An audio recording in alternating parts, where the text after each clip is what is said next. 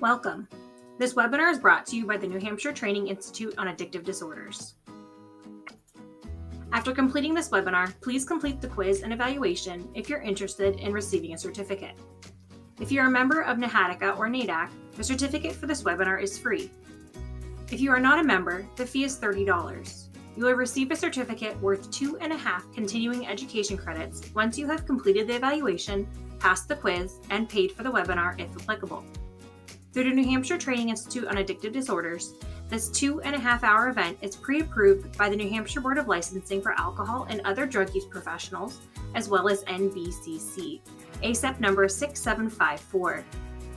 If you have any trouble viewing the webinar, have audio problems, or have any technical questions, please contact us at area code 603-225-7060. You can email any questions regarding the material you see today to training@nhatica.org.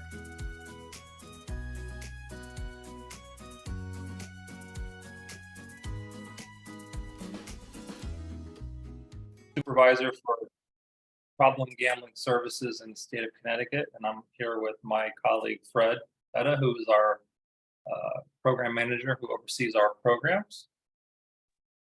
Good morning, all. Happy to be here with you all and looking forward to a good presentation. We're a smaller group, so Jeremy and I are flexible in our approach. If you have questions, feel free to unmute yourself or put it in the chat, whatever you're most comfortable doing. We'll have some lecture, we'll have some breakup into some chat questions, we'll have some learning tasks towards the course of the end today. So we'll break up the talk with some other modalities of learning. But again, we're happy to be here with you all today. And I'm going to go ahead and I'm going to try to share my screen. Jeremy, let me know if you're able to see it.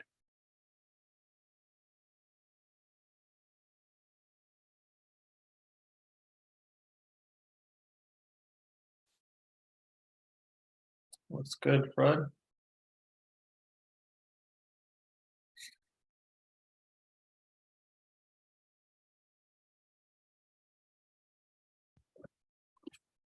So like Fred had mentioned, we understand you're a smaller group. Hopefully more people will be able to view this and we'll reach a wider bandwidth.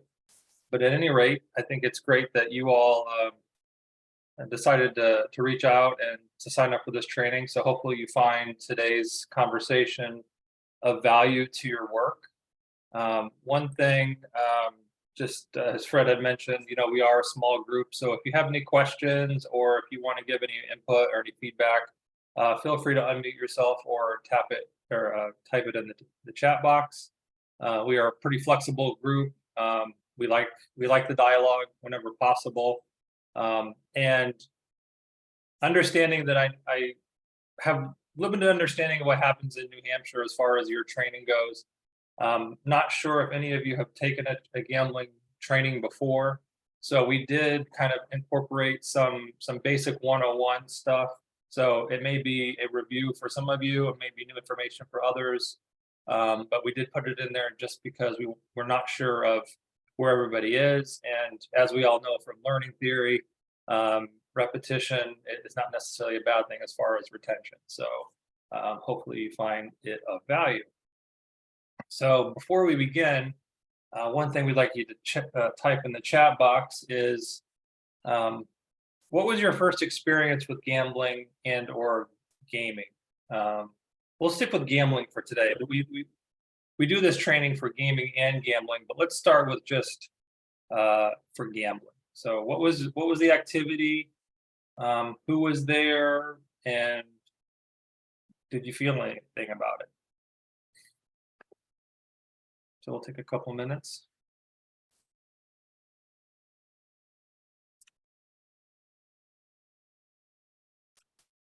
Okay, we have Vegas with friends. And I've still never been to Vegas, believe it or not, but it is on my list. I went to the track with my dad when I was 25.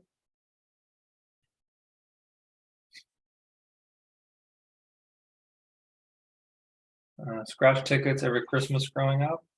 It's a very popular thing. We'll talk a little bit about that as we move forward. Playing poker with friends in middle school and high school every weekend. One was into the, this goes back to,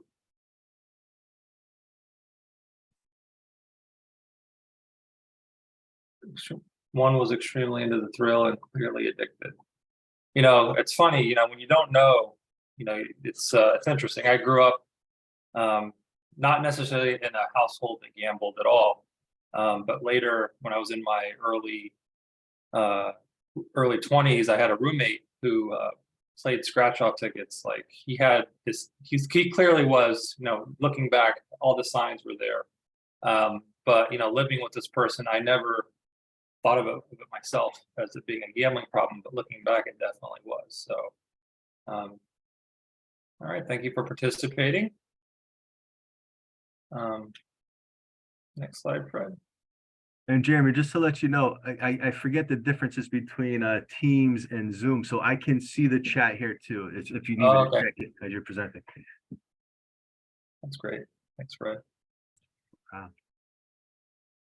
So here are our learning objectives for this morning. When you walk away from today, you'll be able to list 2 reasons why it's important to include gambling awareness into your practice. I know before we started, Carissa had mentioned that, you know, having some people, you know, there's a lot of folks who are still kind of on the fence or pre-contemplative, if you will, as far as how gambling fits into their practice. And hopefully from your participation today, you'll understand why it's relevant and it's important to include it in your practice, even if you're not seeing people with primary gambling addiction. You'll be able to identify 3 ways to integrate gambling within your assessment. So we try to help people figure out a way to integrate it into an already complex system as far as intakes and assessments. We know that for many folks, it's a long process, and to adding more things to it just adds to the time. But hopefully we can help you with some strategies that will help streamline the process and encourage you to include gambling into your work. And then you'll be able to describe a treatment intervention to assist clients working through a gambling disorder. So we will share with you some a resource that we use that you will be able to use as well to help assist people in your work. Because one thing we know from our experience is a lot of folks who are new to the gambling work oftentimes try to use some strategies that they, you know, from their toolbox with substance use and mental health, and some of those works well, some not so much. So hopefully you'll walk away with something that that you'll feel more confident in using, and hopefully we'll be able to use it in your practice. So those are our learning objectives. And before we start any of our trainings, we like to start out by defining what gambling is. And it sounds kind of silly, but, you know, depending, you know, from our experiences, depending on the group, you know, we've started to learn, we know that gambling has different definitions for different people, for different cultures. For instance, in the Latino community or Hispanic community, Spanish, they don't even have a word for gambling, right? So it can, there's a lot of nuance to it. So what we like to do is define it, let people know, you know, create a baseline of where we're coming from, what we're talking about as we go throughout the morning. So when we're talking about gambling, we're talking about betting money or material goods on an event with an uncertain outcome in the hope of winning additional money or material goods. And I think it's important to note that we're not talking about only money, right? We're talking about material goods, really anything of value or anything of perceived value. So perception of value, you know, for instance, could be, especially in the prison environment, sometimes it's commissary, sometimes it's favor, sometimes it's push-ups, you know. Some people consider time as something of value, so if they're spending time doing something. So really anything of value and however you value it on an uncertain outcome. There's a few other definitions just to go through, some terms that you may hear. Responsible gambling. Responsible gambling is a term that often is used in the prevention work, also used a lot by the industry. The industry likes to use responsible gambling. And that basically is just describing ways in which games can be participated in a way that reduces risk, right? We moved away, at least in many of the states and different places that we work. There used to be in Connecticut, I'll just speak from Connecticut experience, our lottery used to say, please play responsibly. And that was the tagline. And that always has people scratching their heads like, what does that even mean? Because it's so subjective. It's like telling people to drink responsibly, right? So some people might say, I abstain from drinking, that's responsible. Some people say, I don't drink and drive, that's responsible. So when we're working with the industry and we're talking about responsible gambling, we really are encouraging incorporating strategies to keep it safe and to keep risk low. So giving very specific parameters around what risky and non-risky gambling is. So that's responsible gambling. Problem gambling is where people are participating in the behavior, and they're starting to see some patterns of issues in their lifestyle that's being compromised because of the gambling specifically. So maybe they're preoccupied with looking at scores for games, or they're preoccupied with placing their bets and not spending time with. So they're starting, maybe not spending time with their families, or maybe they're not engaging at work. So the gambling is starting to create some issues, but not to the level of a diagnosable, clinical issue. But definitely there's some patterns forming that need to be kind of looked at. And then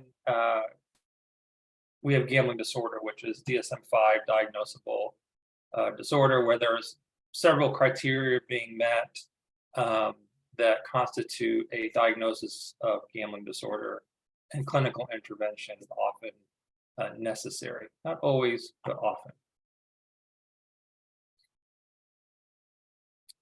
So in the chat box, if you will, which state was the first to implement the modern day lottery?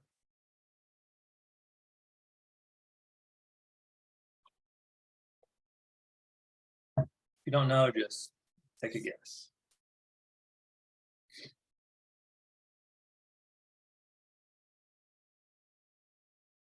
We have Massachusetts, we have New York, New Jersey. Anybody else want to chime in before I give the answer? So the answer is actually, we have Florida. It's actually New Hampshire. New Hampshire had the first lottery in the country. So something to kind of, and interestingly,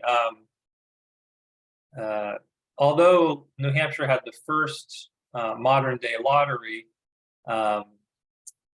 they were one of the last states. So there are some states that still don't have funding, but still one of the lower funded states in terms of problem gambling prevention and services. So hopefully that's changing. I hear that there is some funding that has been given to the Rhode Island, or not Rhode Island, New Hampshire Council. So hopefully more funding will come and hopefully support programs and the people you serve. But just a little sidebar tidbit. So there are many types of gambling. These are just a few. So we have lottery, like we discussed. Lottery, is kind of is everywhere. Lotteries have been around. Although New Hampshire was the first state to have the first kind of modern lottery, lotteries have been around since the beginning of mankind, pretty much. Lotteries have been used to fund the building of some of our largest and most prestigious colleges. Lotteries have been used in the Napoleonic Wars to fund military endeavors. Lotteries just have been around for a long time, but lottery continues to be very, very popular and continues to grow and evolve. We have casinos. Many states have casinos. My understanding is New Hampshire has casinos as well. Back in the days, it was Las Vegas and then Atlantic City, and then Connecticut. And then after that, probably the late 90s, we started to see a lot more early 2000s. We started to see casinos crop up all over the country. And now there are casinos pretty much in almost every state, or if not in the process of. So casinos are everywhere. Off-track betting is type of betting where it's pari-mutuel, where typically televised through monitors. There's horse racing, dog racing. People go into a venue, they sit in front of these monitors where the races are being televised, and then they place their bets. We have sports betting and fantasy sports. We put them together, although some states don't see them as being the same.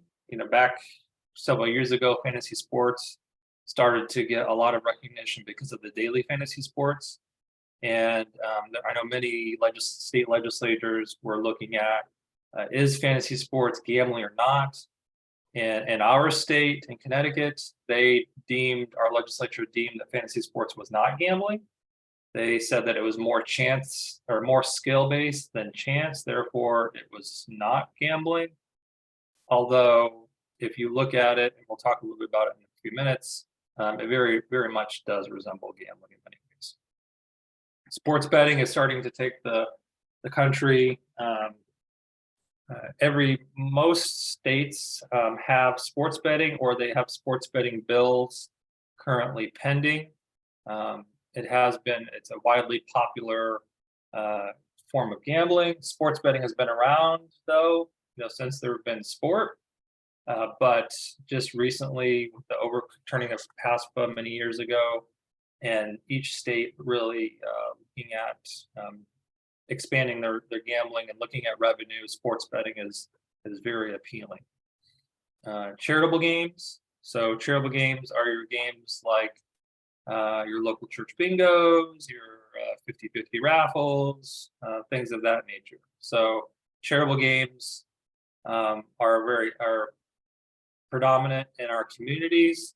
Many people are very familiar with them. Oftentimes don't really see them as gambling, especially when they're, feel like they are donating towards a cause, right? So I have young children who are involved in sports, and every major sporting event has a 50-50 raffle to raise money for uniforms or what have you, supplies. So it's a way that people are willingly contribute to the leagues, although it is gambling. We have online gambling, again, which is another form of expansion where many states are buying into online gambling. In Connecticut, we have online sports betting, online casino, and online lottery. So that is something we are keeping a close eye on. We have stock market, which some people might say is gambling, some people not. But if we go back to our working definition, you're betting on the outcome of an event that's uncertain. Depending on what type of stock market gambling or stock market you participate in, some are more risky than others. So we'll say investing in your retirement plan is a gamble. It's a very low risk gamble versus daily day trading. So day trading, obviously, it's a lot quicker turnaround, faster pace, and oftentimes that's where people really started to get issues, most resembling gambling. And then cryptocurrency, which is closely tied to the stock market. It has its own evaluations that ebbs and flows. Has become quite popular with younger folks, especially during the pandemic, and continues to be popular, and even more so. So just to go over sports betting a little bit, it's placing a bet on the outcome of an event, sporting event. Usually there's a winning team, there's a losing team, there's lines, there's different strategies that you can win or lose. Millions of people around the world participate. It's popular all over the world, all over the globe. There are prop bets, which are based on individual performance of a player or a team. And then there is in-play betting, which is the ability to place a bet throughout the course of a game. So last night was the NCAA championship. And within that game, a person could have probably bet at least 100 different bets throughout the course of the game if they so choose. So that's in-play betting, where you can bet on, who wins the jump ball, who wins the first shot, how many three-pointers are going to be. So it could just, the list goes on and on and on. So there are many ways to place bets within the game. Next slide, Fred. Some examples, pretty much every sport you could think of. During the pandemic, when many sports were not participating, there was one sport that was, and that was table tennis. And during 2020, 21, the most popular sport that people were betting on was Russian table tennis. So that became quite popular because it was the only sport happening, and there were people placing bets and engaging in that who knew nothing about table tennis, but just like the thrill of placing a wager on an outcome and winning and losing. So the excitement, the rush of winning and betting doesn't really matter what a person bets on, as long as it's triggering that dopamine rush. So a little bit about fantasy sports. So fantasy sports, traditional fantasy sports are when you build a team based on real players, and then you follow that team throughout the course of a season, and you acquire points based on performance. And at the end of the season, typically whatever pool or group that you're in, based on the number of points that you've acquired, that determines how you win or you lose or what have you. And daily fantasy sports really kind of kicks it up a notch, and it takes those year-long fantasy leagues and it crunches them down into daily activity. All right, so like for example, instead of doing season-long NFL football league, now you can bet on every Sunday the outcomes, and so you could have you have an accelerated version of fantasy sports. You increase the level of participation, engagement of the player. People find it very exciting, and it has become very popular. Again, I think that's where we see the big challenge with folks. Typically we don't see people who have addiction to fantasy sports, the traditional season long. It's really that daily fantasy sports. It's that rapid type of gambling that tends to engage people a little bit more, and it can become more problematic and get out of hand much, much quicker.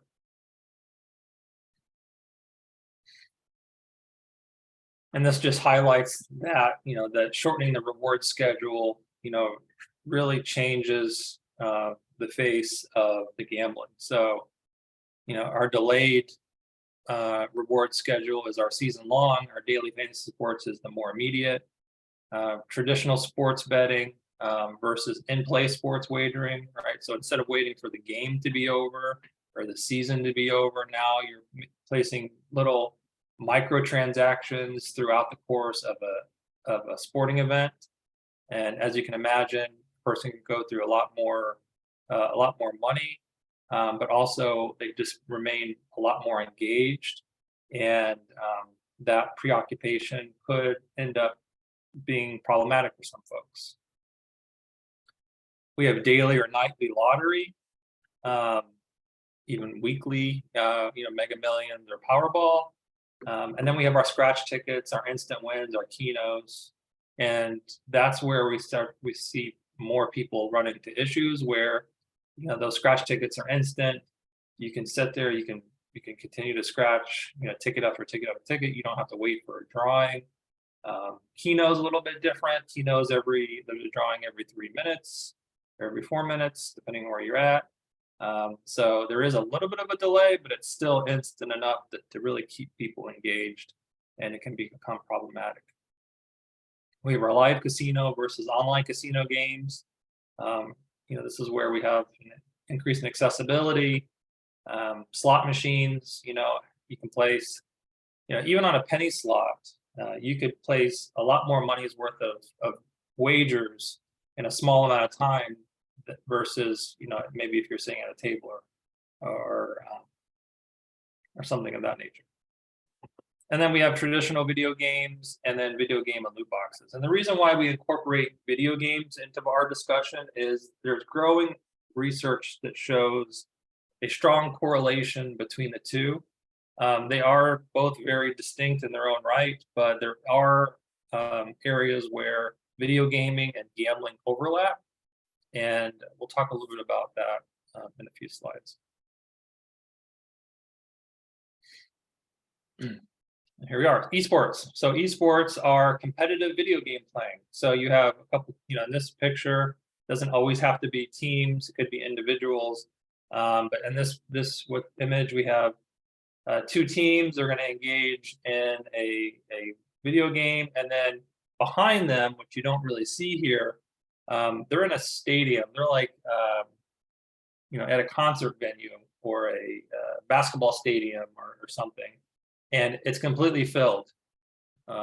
If you were to pan out, you know, all the seats are filled. It's a very popular event, and people sit there and they watch these 2 teams play. There's tournaments just like there are with any other sport. There are, you know, different brackets, and people will wager on esports. So they find a team that they like, that is good. They start to place wagers on those teams. It's widely popular with younger folks, even up to young adults into their early 30s. So it covers a wide span as far as interest by age. It's a huge, widely popular. It generates about 1.8. Well, it generated about $1.8 billion in 2021, with it estimated to be $3 billion by 2022. I haven't looked at those numbers to see if they actually met that mark, but again, it's a very popular outlet. And now there's many colleges and universities. I know there's some high schools locally where I live. Our Parks and Recreation Department actually offers a gaming league for people, and you know, it has a lot of appeal for, you know, people who just enjoy video games, people who are athletes, people who are not traditional athletes, but they're very good at video games. So it's a way for them to engage in a sport that they may otherwise not have the physical abilities, but they can do quite well in a video game environment. And there is starting to be more and more legislation to address or to look into video gaming and esports, but nothing currently on the books about esports. But just something to just kind of keep an eye on. It's something that is becoming more and more prevalent, and may be at a college or university near you very soon. Cryptocurrency, we talked a little bit about, and I am not an expert on cryptocurrency, so my knowledge is very limited, but it is a form of digital currency. It does not protected by FDIC or any federal regulation. It's unmonitored for the most part.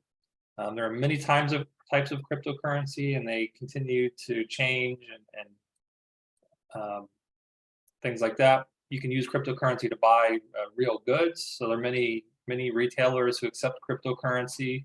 Cryptocurrency is currency often used for uh, uh, offshore betting or online gambling or sports wagering or any type of illegal gambling activity. Often cryptocurrency is a kind of a universal and international form of currency that can be used to participate in those things. And it's very popular amongst young folks.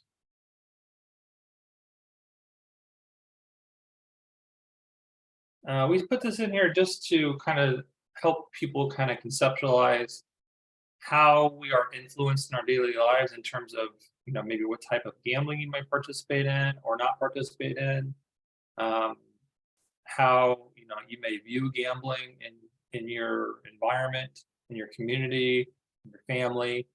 So, thinking about a drop of water in a pond, and that drop there initially there's that first little circle, which is our self, right? And from our self, we are impacted by our family.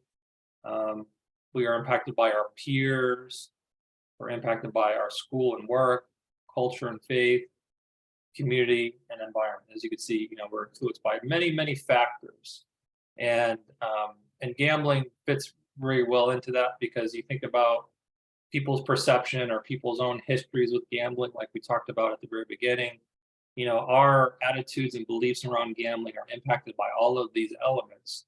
And really to think about these things when we're talking with folks, that it's, oftentimes when we think about gambling or problem gambling, we get stuck on the self, right? It's often seen as a, lacking willpower or being greedy or somebody with a problem, but not understanding the greater scope of what are the cultural, family, environmental factors that may impact this person's gambling, other than just their own biological self.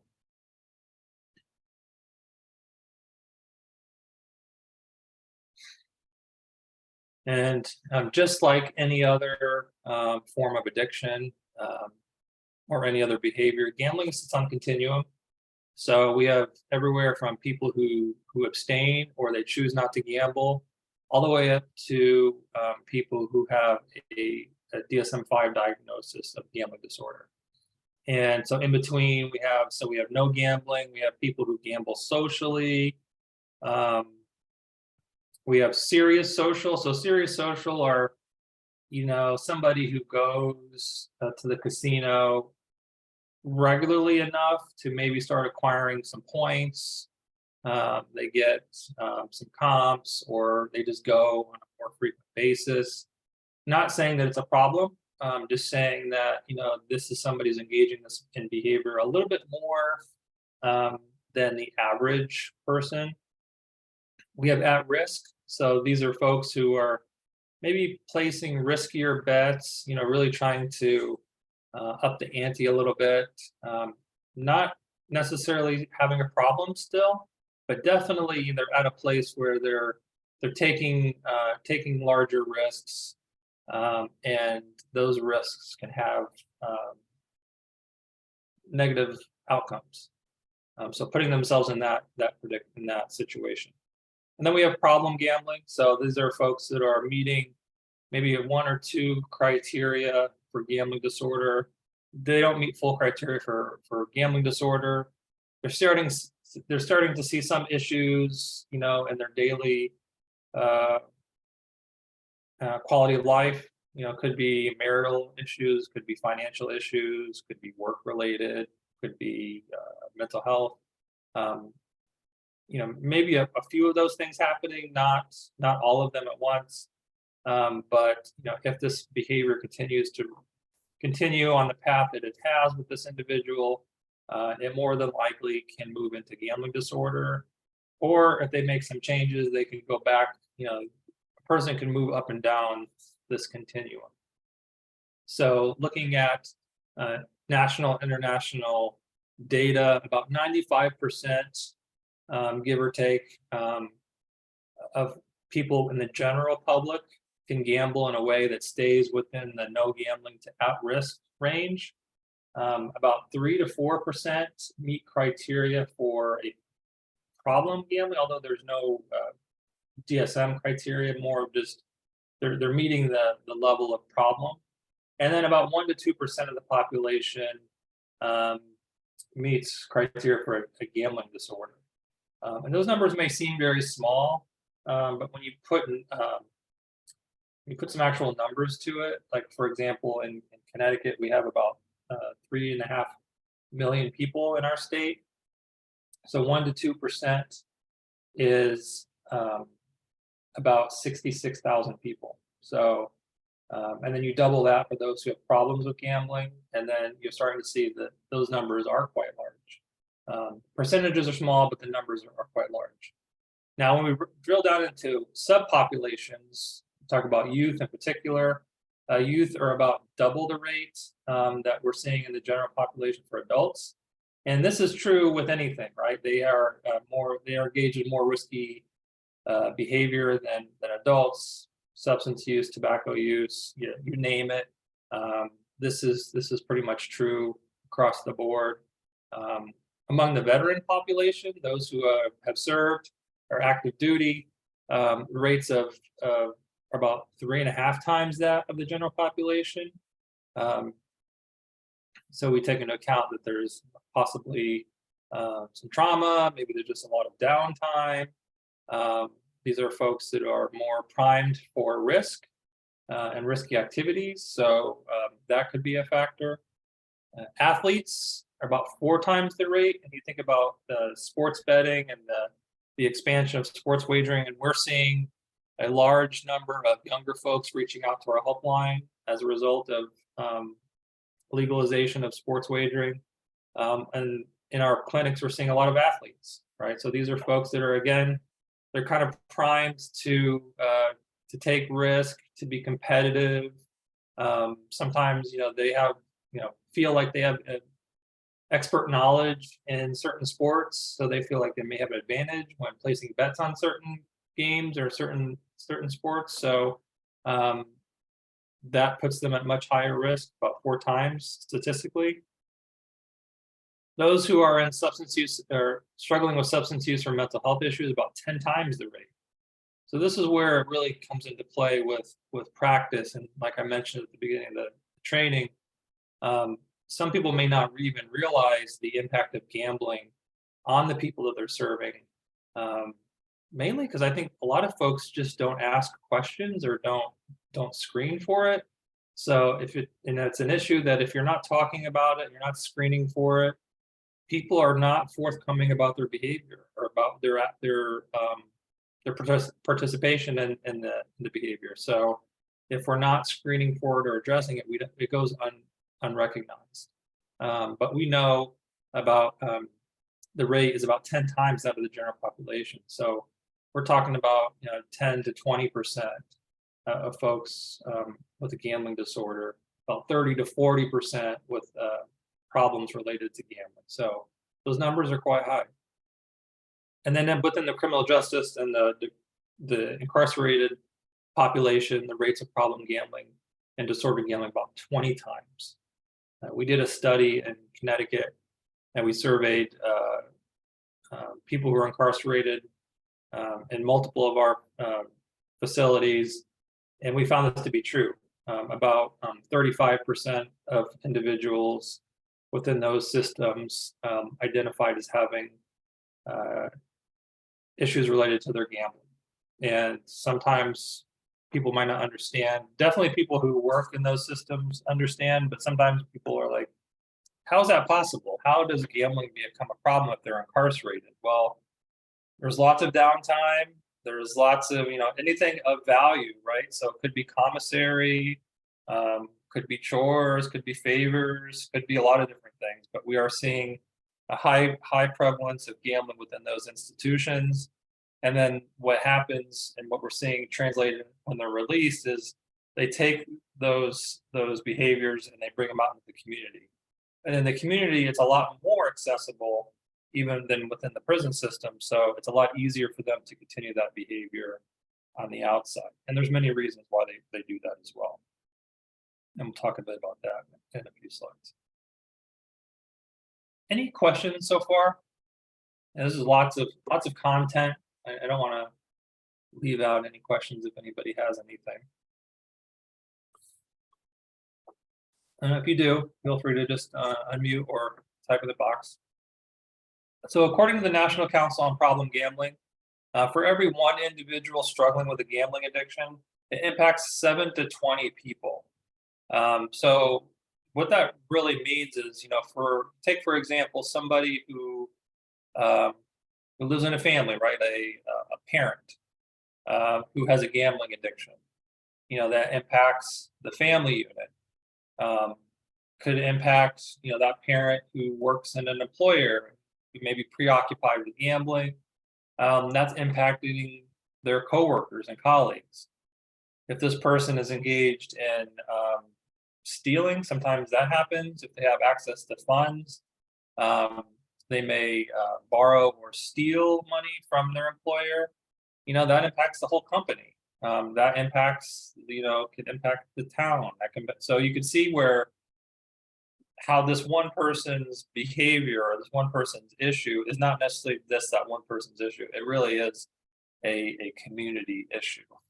Going back to that spheres of influence, that one person really has the potential to impact all these other systems in some way, and vice versa, right? So in recovery, all of these systems can be drawn from for support to help bring that one individual, help that individual get better.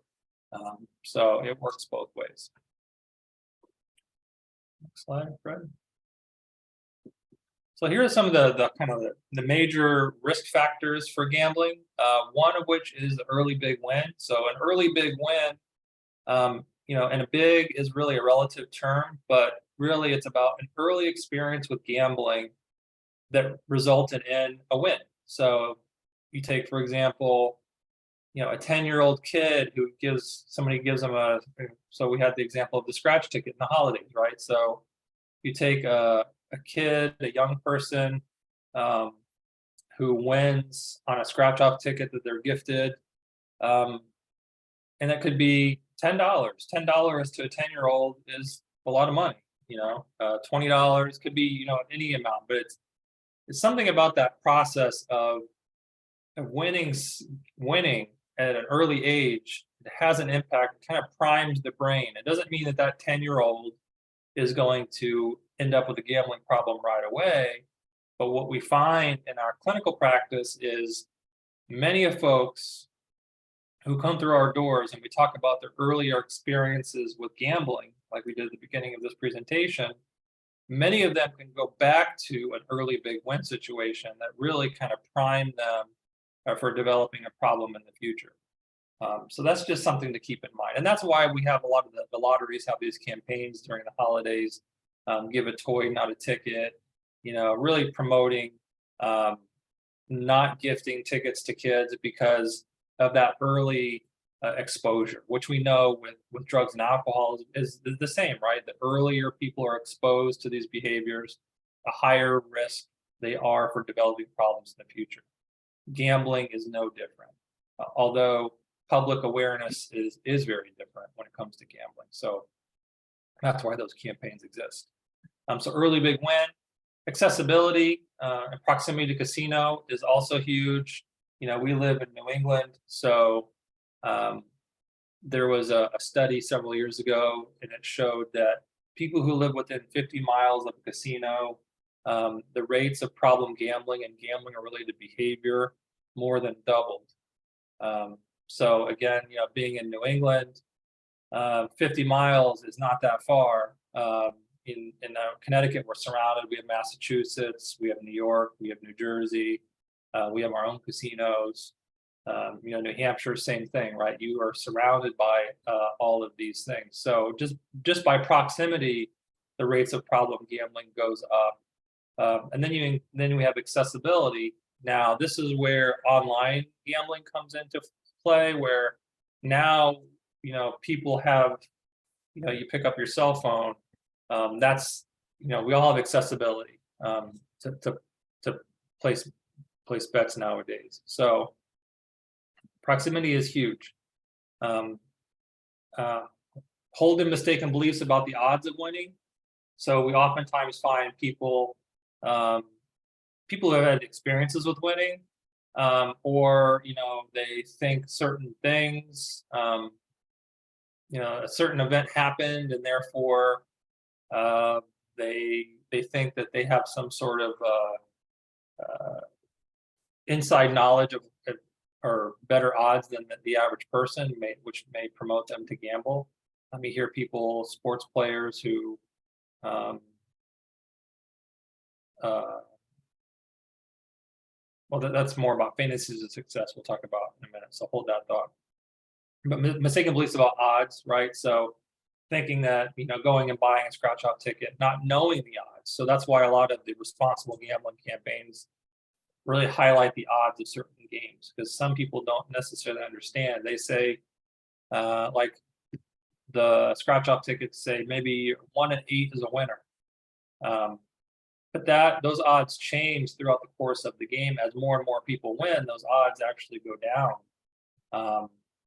But people don't necessarily understand statistics or odds, which really plays into the industry's favor. Not monitoring gambling wins or losses, right? So talking to people who say, yeah, I broke even, and they're always breaking even. Statistically, that's not possible. Gambling, the odds are really in the favor of the vendor or the house.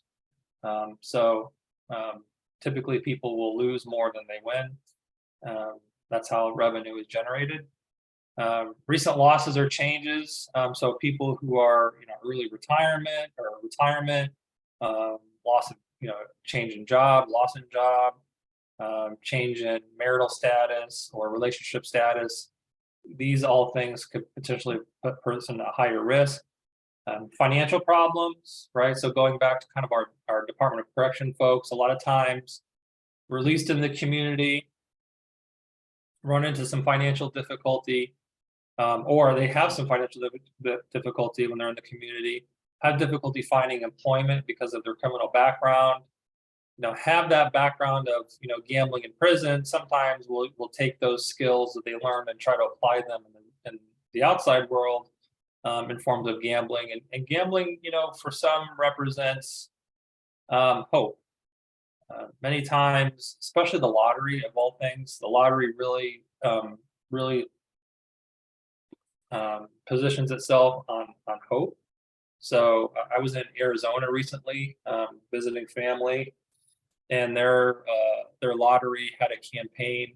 It was kind of like their Win for Life campaign, but it was called All Set. So the commercial was all like, "Are you all set?" And they had people, buying a new house.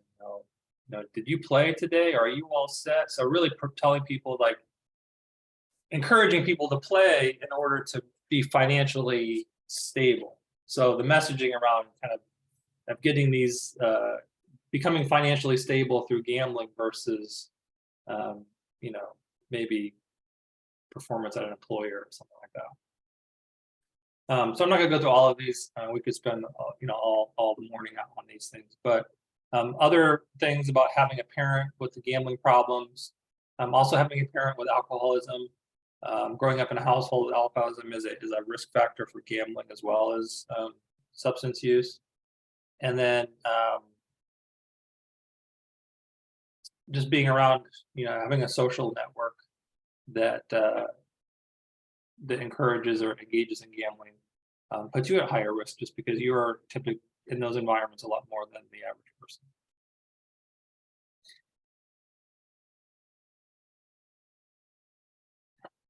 So the impact on gambling on vulnerable populations, there are higher rates of gambling problems, higher rates of relationship problems, right, with folks who have gambling issues, for obvious reasons. If you're kind of preoccupied with gambling, other relationships tend to suffer.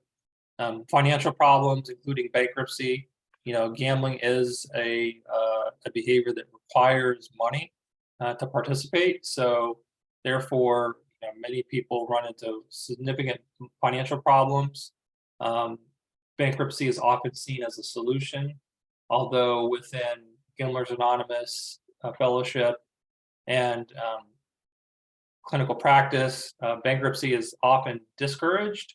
And we could talk a little bit about that in a few minutes, but financial problems are an issue, legal problems or imprisonment.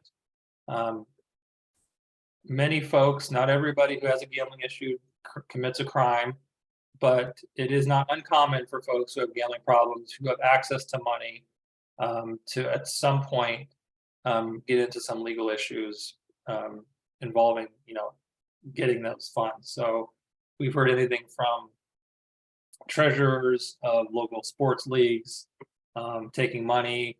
I had a client who he went into a convenience store and he stole what are those like the Jimmy Fund kind of collection bins. He just took the whole thing and ran out the front door. Obviously he got caught, or I guess it's not obviously, but he did get caught. He was on camera. But and this was, in talking with this individual, this wasn't a person who was a career criminal who typically stole or committed those kind of acts, but it's desperation. He was in a financial situation that he was just desperate and he didn't know what else to do. So it is very sad many times, but it's still breaking the law. It's still criminal acts. People who gamble have poor general health. And you just think about if somebody engaged, this is true with all addictions, right? Somebody who's engaged in this behavior, they're just so preoccupied with it and engaged in it that they just don't have time to focus on anything else. And oftentimes their health tends to suffer. We talked about having co-occurring substance use and mental health, sometimes to cope with some of the adverse feelings associated with the behavior. And then suicide attempts. Gambling has the highest rate of suicide or suicidal ideation of any other addiction. Next slide. This is just a meta-analysis that was recently done that showed about 31% of folks with a gambling disorder had suicidal ideation. And many times that ideation is from just, financial debt, desperation, chronic physical illnesses, depression, mood disorder, co-occurring alcohol use disorders. 17% had suicide plans of suicide, and then 16% had attempts. And those, the difference between those who had planned it and attempted really goes back to history. So kind of the ACEs stuff, adverse childhood consequences, and experiencing co-occurring mood or alcohol use disorders.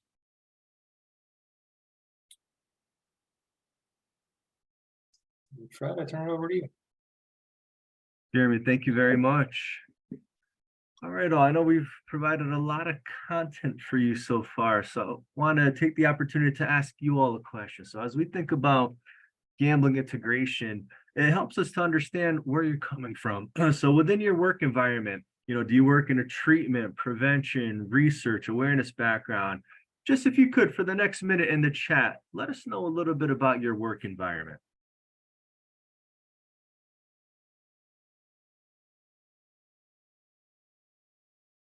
Okay, it's the prison. Thank you for sharing. Okay, so within the prison system, and as Jeremy had talked about, definitely high prevalence. And what we've seen in Connecticut, we've really worked towards finding ways to work with the organization, with the criminal justice system, to see, are there ways that we can collaborate to raise this awareness? What we run into is the tools that are being used, the LSI is something that's being used in Connecticut. Many of the tools are validated in a way where they can't be changed. And so we'll talk with them about what are some ways that when you're asking these questions, you can integrate gambling into your work. So we've been able, really since, Jeremy, correct me if I'm wrong, I think it was 2016 that we started working with our court support services division to offer trainings at least a couple a year. So we're meeting with probation officers, juvenile and adult. We're meeting with bail staff. We've had a couple opportunities where we've worked with the Department of Corrections. We've had some bad luck, I feel. We'll make a solid connection with somebody and a couple months later they're retiring. And so what our experience has been like is it depends what the leadership is interested at that time. If there's not a great interest in this work, we're less likely to get involved. We've worked with some folks that have had a lot of great interest, and we've had the opportunity to have more and more conversations and training. So it's been a challenge, but if there's ways you can integrate gambling within the criminal justice system, it can be helpful because of the high prevalence. So thank you for sharing. All right, school. Okay, so school counselor, middle school. Great. Thank you for being with us. I mean, I think when we think about schools, just in general, I know before I got involved in this work, I would have never imagined that youth had a higher prevalence than adults. Usually you think, well, the legal age is often 18, 21 in most states. So how could they have a problem? It's not legal for them. But, as Jeremy defined, it's not just about the money. There's more risk taking that goes involved. When we think about youth, we're seeing higher prevalence with a lot of other risky behaviors because the brain isn't fully developed. So it makes sense how gambling could be an additional risk factor there. All right, intake outpatient mental health private practice. Okay, thank you for sharing. Yeah, and as we found, looking at the variety of the research that's out there, we use 10% as it's conservative. There's some studies that we'll go over. We'll go over one, actually. I think the next slide is one that we'll go over. We're going to go over a lot of data for the next training on co-occurring disorders. But, there's significantly high prevalence if you're working through a mental health or substance use disorder. When we train, we like to say there's a lot of similarities with substance use. That's the reason gambling is in the same section of DSM with substance use and other related disorders, because of those similarities. There are differences. We'll highlight those on the next training. But because of the similarities, you can identify how this can act and react in a similar way. It can be used maybe as an escape mechanism, as a way to work through challenges, just like drugs and alcohol would be. Okay, working with homeless veterans. All right, thank you for sharing. Jeremy had identified in the continuum slide higher rate with veterans, and we certainly are seeing that. When we've done some trainings or heard some trainings from some folks in our field that are involved with veterans, we know that there's higher prevalence there. We know that sometimes there's barriers for those that are overseas. There are around 3,000 slot machines on military bases throughout the world. Not in our country. It's not a lot in our country, but throughout the world. And millions of dollars come in from service members that are out there. And, we have to do a better job of assessing for gambling more. Recently, there's been some inroads where screening is to be mandated when military members are coming in to be screened within mental health or substance use facilities, but it's not often asked. And what we find with this behavior, if it's not discussed, it's not often volunteered that there's some concerns that are occurring. All right, thank you all for sharing. You gave us a good understanding of where you're coming from, and I want you to keep that in mind as we're talking about integration. So, our goal, we'll probably go for the next 20 minutes to a half hour, and then we're going to take a 15-minute break, and then we're going to go from there. But as you think about our discussion today, see if there's ways that you can integrate gambling into your overall work. A little bit of background on me. I came from a mental health substance use background before I got involved in gambling. And I'll tell you what I knew about gambling within my work. So I was a master's level clinician. And I didn't hear anything about gambling when I went through school. I knew what I knew from my family when I was growing up. I come from an Italian American background. Gambling was prevalent within my family. So I knew what was going on with family gatherings and what I knew just as I was growing up.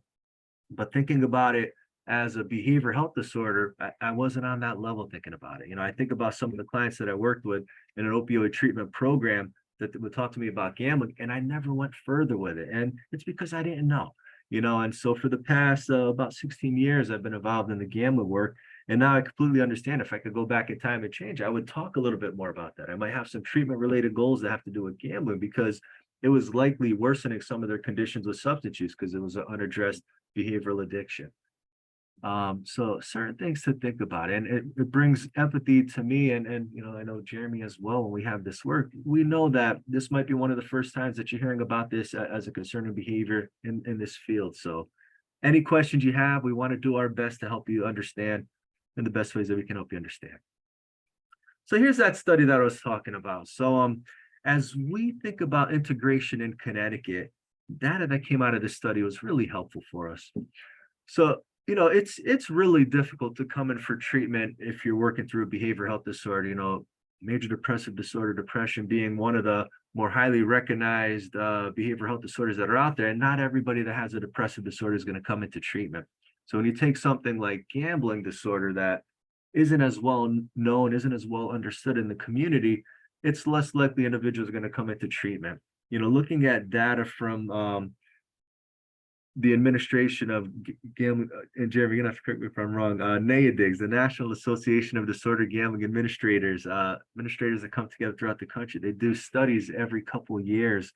And what the latest study and other previous studies have found is that less than a percentage of individuals that have a gambling disorder actually make it into treatment.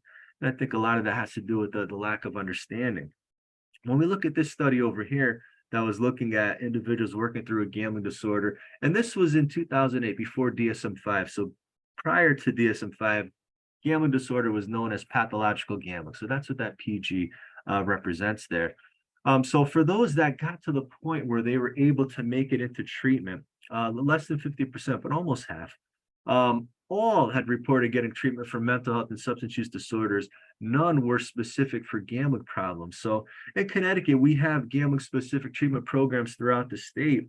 And it got us thinking, and Jeremy's predecessor at the time was thinking that this is certainly a significant concern, but individuals might not be ready or might not even be aware of the gambling specific treatment services that are available. We have to do a better job to see if we can integrate within mental health and substance abuse facilities to see if we can bring that information to clinical staff, to service staff within the organizations, and see if you can talk about it here. And this helped to create what we call disorder gambling integration in Connecticut. And our goal there is to work with different mental health, substance use, and recovery-based organizations to integrate gambling. So it's not a primary goal that you have to be treaters, because we have our treatment organizations.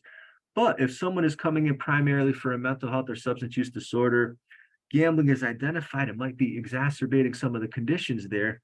What can we do about it? Can we bring it up as a part of the conversation?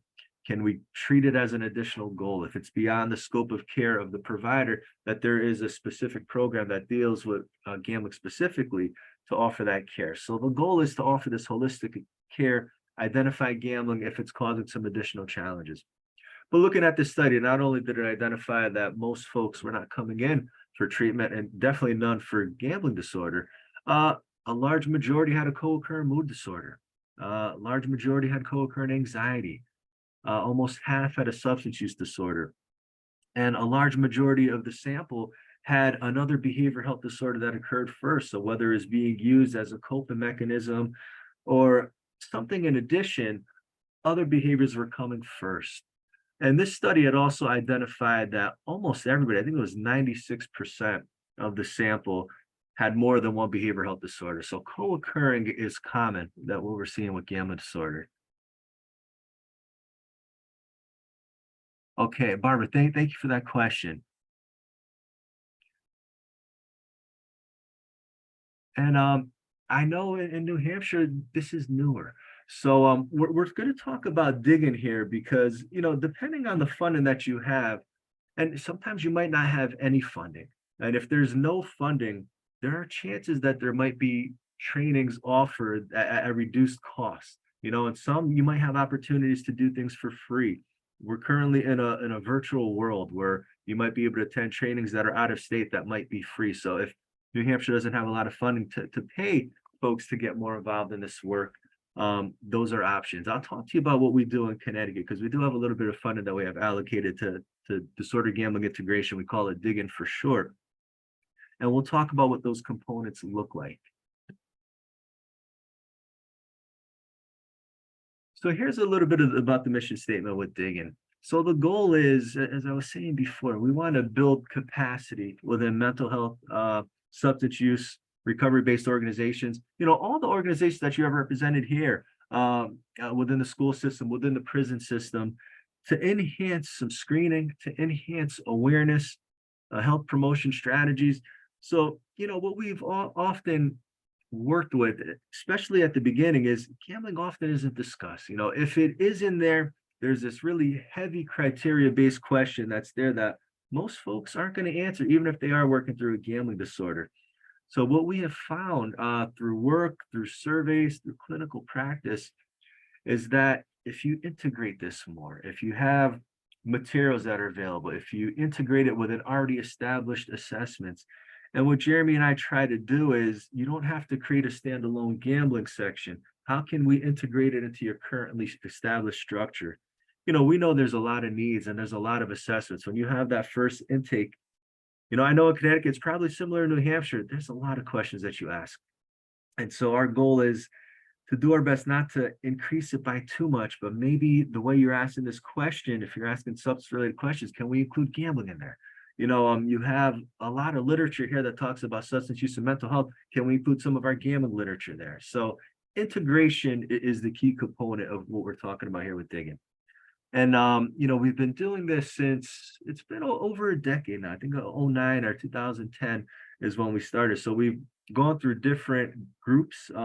It started as an initiative, and now it's a full official program. So we have RFPs that go out there, reports for proposals that are done throughout the state, where entities, agencies that are interested will complete the RFP, and they're selected to participate in the process. So we looked at it about a year or two ago. We have about 10% of our state system. So for the Department of Mental Health and Addiction Services funded agencies, about 10% have gone through digging. So we have a lot more work to do, but it's helped in raising awareness throughout our state. It's something that we want to continue to do to help broaden our overall society, that just like drugs and alcohol, this is a behavior that has risk and it could cause challenges.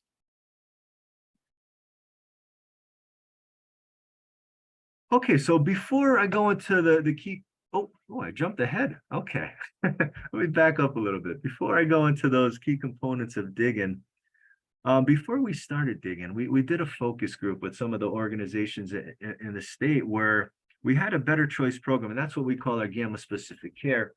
Better Choice program that was available, but it was being underutilized. And, when we look at research, these were more underserved populations, significant challenges occurring in the environment. Research has identified that most individuals here might not, I shouldn't say most is the wrong way to phrase it, but when we look at those that are having high prevalence, this is an environment where people might be struggling with gambling, as they are with substance use disorders. There are so many substance use disorder programs within the area. And so we need to look at it a little bit closer. So what's going on? What's causing gambling not to be identified? And so within the focus group had talked about that, first, when you hear gambling, it's not seen as problematic. Not sure what ads look like in New Hampshire, but in Connecticut, when gambling is advertised, you're not seeing somebody that is heavily depressed, somebody that's been at the slot machine for 48 hours. You see the opposite. You see a lot of excitement. You can't win if you don't play. This is a chance to win some life-changing money. So the messages around gambling are often pretty positive. It can get me out of my difficult situation. If I'm someone that is on Social Security, I want to get out of the difficult circumstances that I'm working through, this might be seen as a potential solution. So initially, it's not seen as problematic. We talk about it a little bit further. Gambling is seen as maybe having some negative outcomes. If I'm having problems with it, yeah, there might be some financial issues that occur, but not the understanding that just like other behavioral health disorders, this is a biopsychosocial disorder. There are biological impacts. I have co-occurring disorders. There's a psychological impacts there. If my environment is heavily involved in gambling, it has the ability to influence me. So there's a lot that goes into this that goes beyond money. Money might be something that gets looked at the forefront, but there's a lot more that goes into it. There's emotional impacts. There are a lot of challenges that can cause gambling to continue to occur. And as it's discussed further, it's found in this focus group, the group was able to see, okay, I can see some similarities there.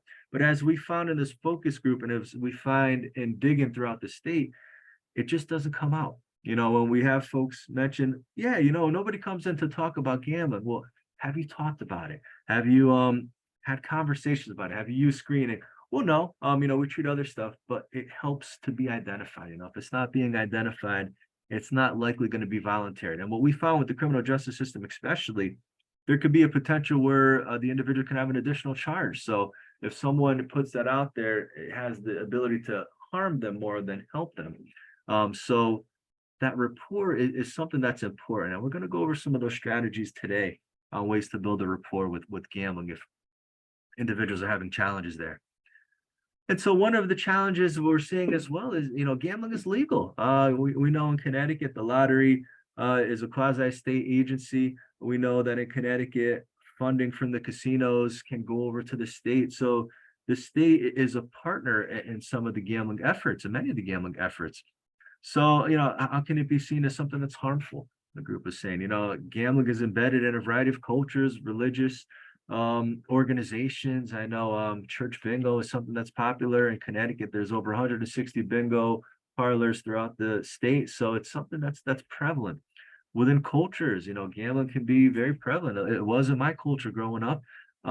We work with our prevention initiative with the Asian American Pacific Islander communities, and we know that gambling is extremely prevalent in the Asian culture, whether gatherings, funerals. There are many opportunities where individuals are gambling. So it's something that's embedded in your culture. You learn about it often, and maybe not seeing it as something that could be a potential concern. And so, the group had talked about, know a little bit about help, maybe on the back of a lottery tickets, advertisements. And one of the things we've seen in Connecticut is the advertisements since 2021 has really gone up because legislatively, anytime the industry markets for sports betting, online casinos, they have to include the helpline number in their advertisements. And we've seen calls skyrocket since the most recent legislation of sports betting and online casinos. And I think a lot of that has to do with the advertisement, but also with what Jeremy talked about earlier, the speed of play. Things go quick. There can be really large amounts of bets that can happen in the online arena. And, in my observation, seeing some of the games, some can feel like a video game where you don't have the money that you're touching there. It's just kind of almost feel like credits that are in there, but it's your credit card and you have those implications afterwards. So something that we had learned as we were preparing to work on integration in our state. And so when we look at digging in Connecticut, here's what we're creating, what we're working with our programs. So staff are working towards identifying 3 key individuals that are going to work on building competency in this behavior. So they're going to work towards getting certified. They're going to work towards attending meetings.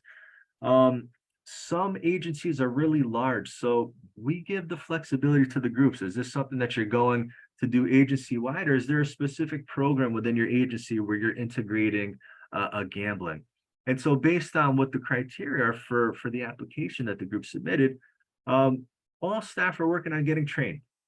So it could be something like we're doing today, where Jeremy, myself, or some of our colleagues in the state will go and provide a 3-hour training. Or we have trainings that are available in our learning management system where staff can go on there and take a 3-hour introductory training to start building some competency. The 3 key staff are working towards more increased certification. And so there's different levels of certification on the statewide and on the international level. So in Connecticut, we asked that staff work towards the specialty certificate in problem gambling. This is the equivalent of the International Co-Occurring Gambling Specialist certificate through the International Certified Gambling Counselor Board. And, I might be speaking a different language for those that are really newer to this work. What that kind of means is that there are opportunities to get certification. So staff are working towards that certification. For those that are in prevention, excuse me for a second. We have a prevention-based certification as well. Our department offers something called the Gambling Awareness Certificate of Competency. And all these certifications work on building training hours, integrating gambling into your efforts. So it's integrating into screening, integrating into intake assessments, into group meetings, just having the opportunity to talk about gambling within meetings with clients. So staff attend consultation calls. So as you're working towards certification, you have to get a certain amount of hours with a board-approved clinical consultant. And so in our state, we offer these hours a couple times a month where we're one call, we're talking about treatment strategies, and another call, we're doing case discussion. So whether it is someone is presenting a case on an individual that they've worked with, or we have a prepared case discussion if we don't have someone that's volunteered to present a case, where we offer it out to the group and the group provides some treatment recommendations if they were to treat the individual that's being identified. We meet with the coordinators bi-monthly. Actually, today at 2:00, we're meeting with our digging coordinators as we come together to see how things are going. What are ways that gambling has been integrated over the past couple months?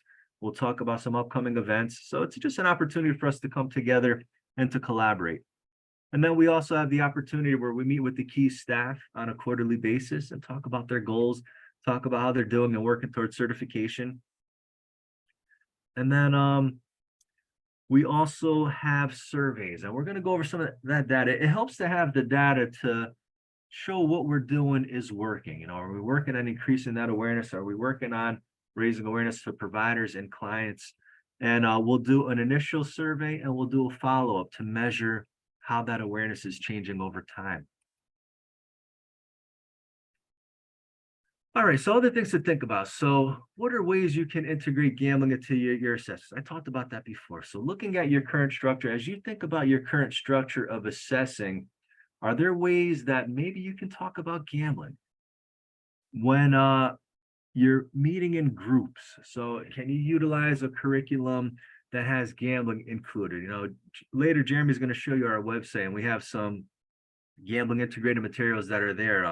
If you use the Matrix, as I know is a popular co-occurring curriculum, we have one that includes gambling. So are there ways to integrate gambling into your current structure, into your current work? You know, upon intake, when you're meeting with clients for the first time, if gambling has been identified, is that something that carries over? You know, we've looked at some charts where gambling was identified initially, but as you look further down the road in treatment plans, there's no goals that are there. It hasn't been identified as a follow-up goal to help the client in their recovery. Policy-wise, you know, if you think about policies, it's likely that there is a policy on substance use within your agency. Are there ways to integrate gambling into that? Are there ways to create a policy on gambling at your agency? We worked with one agency over the years that was pretty gambling heavy at one point. You know, they would have brackets for the March Madness tournament. They would gamble on if one of the staff members was pregnant, what the due date would be.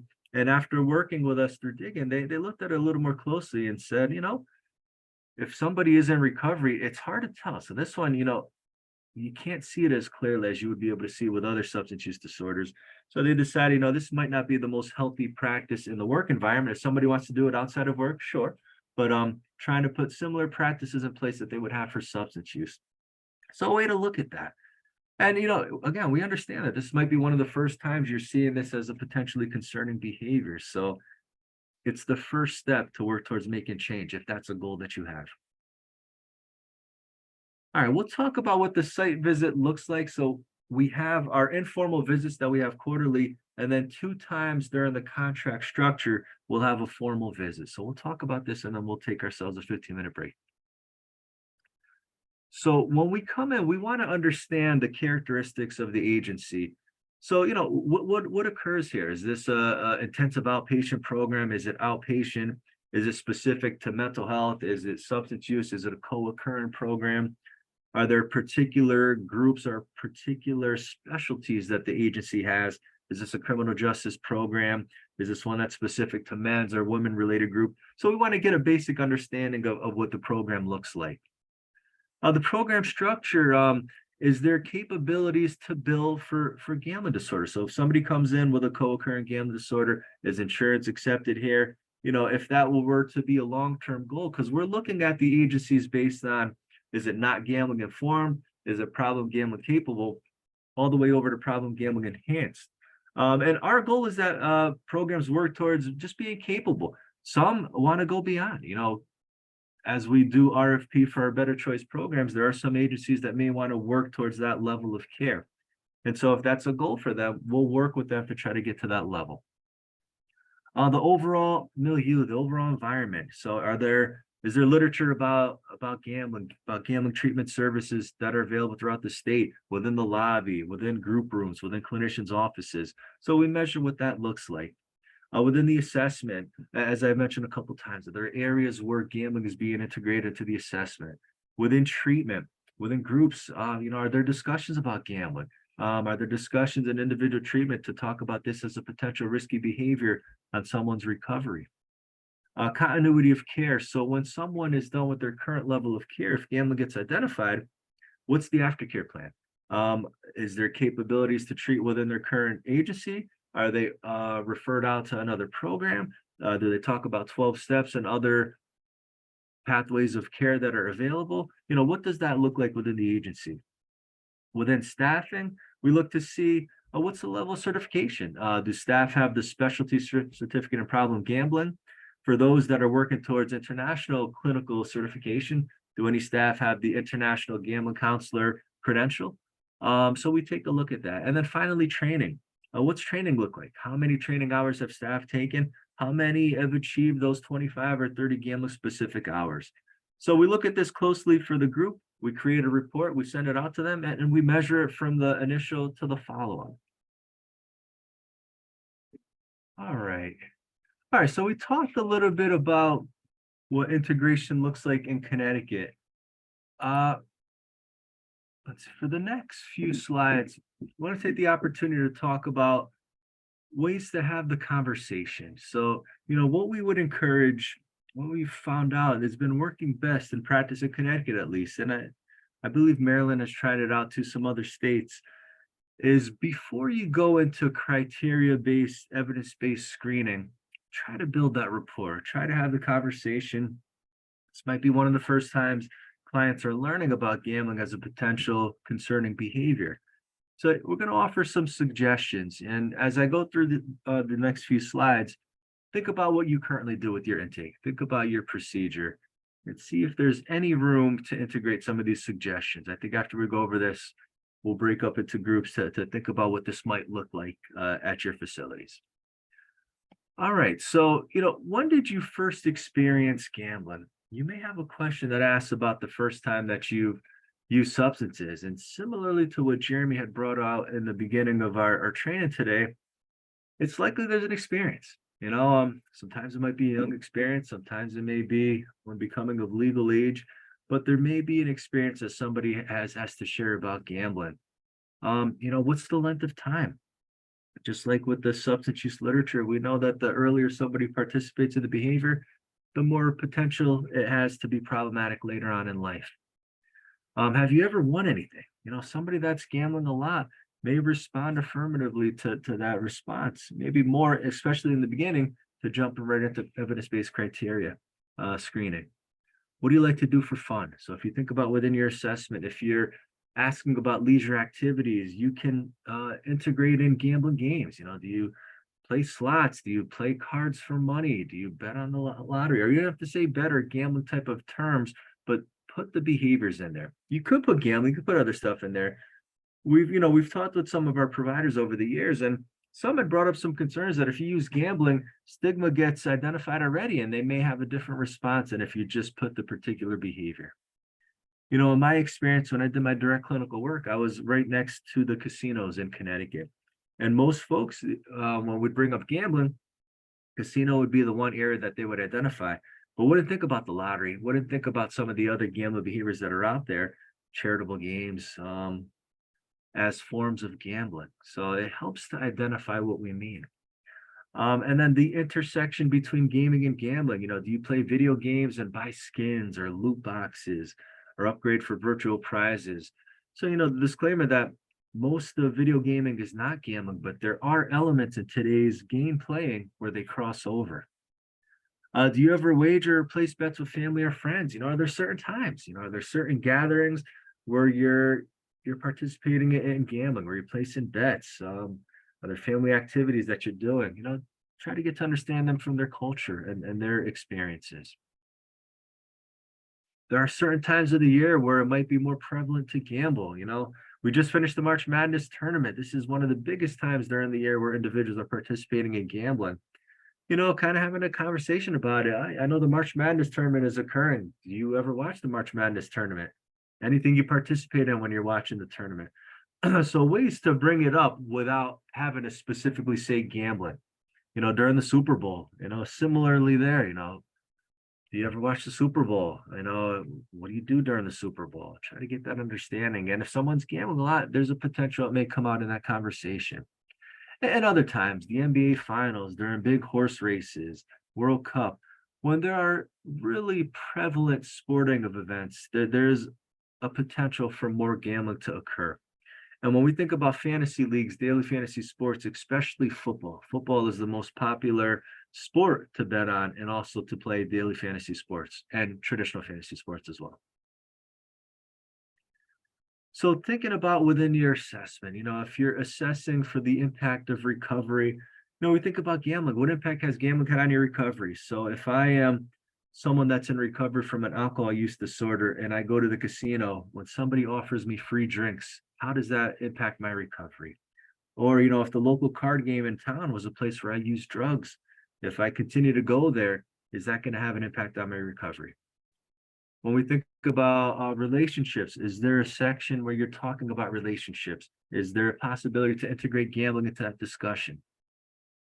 Asking questions about money. Money, again, it's not the only way you can gamble, but it's a prominent means of someone's gambling. How do you spend your money? If somebody's gambling a lot, they may talk about it through that question. If you're asking about debt in certain areas, do you have any debt due to gambling?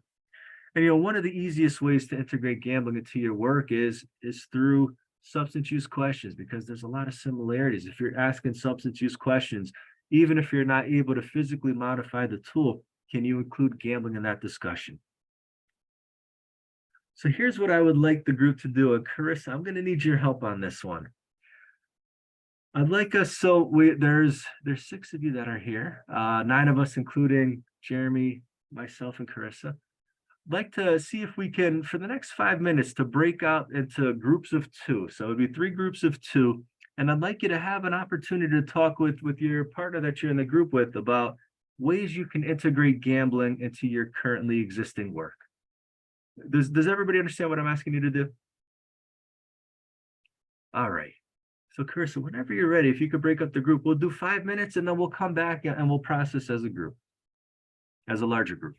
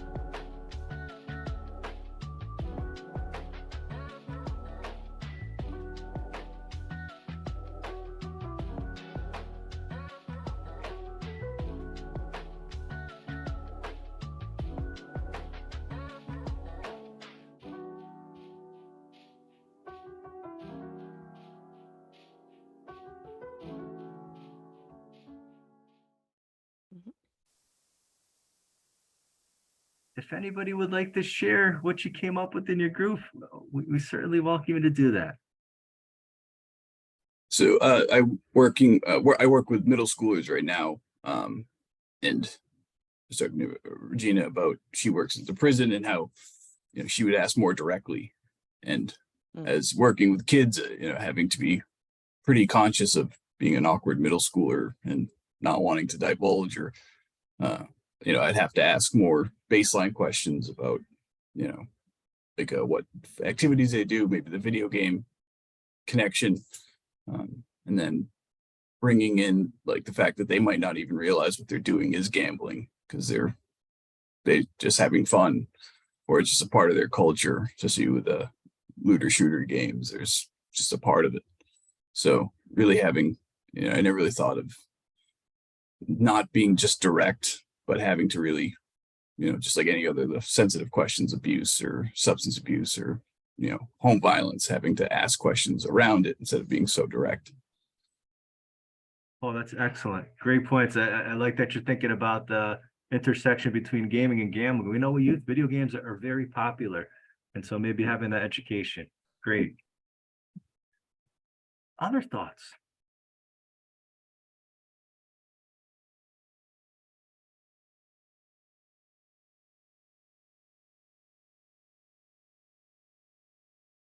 So I'll go. My full-time job, that would be really hard to integrate because I work for an agency. So that would be more of, I really can't stray from the intake packet.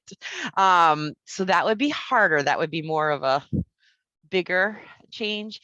But why I'm here, the CEU, I also teach the impaired driver education program.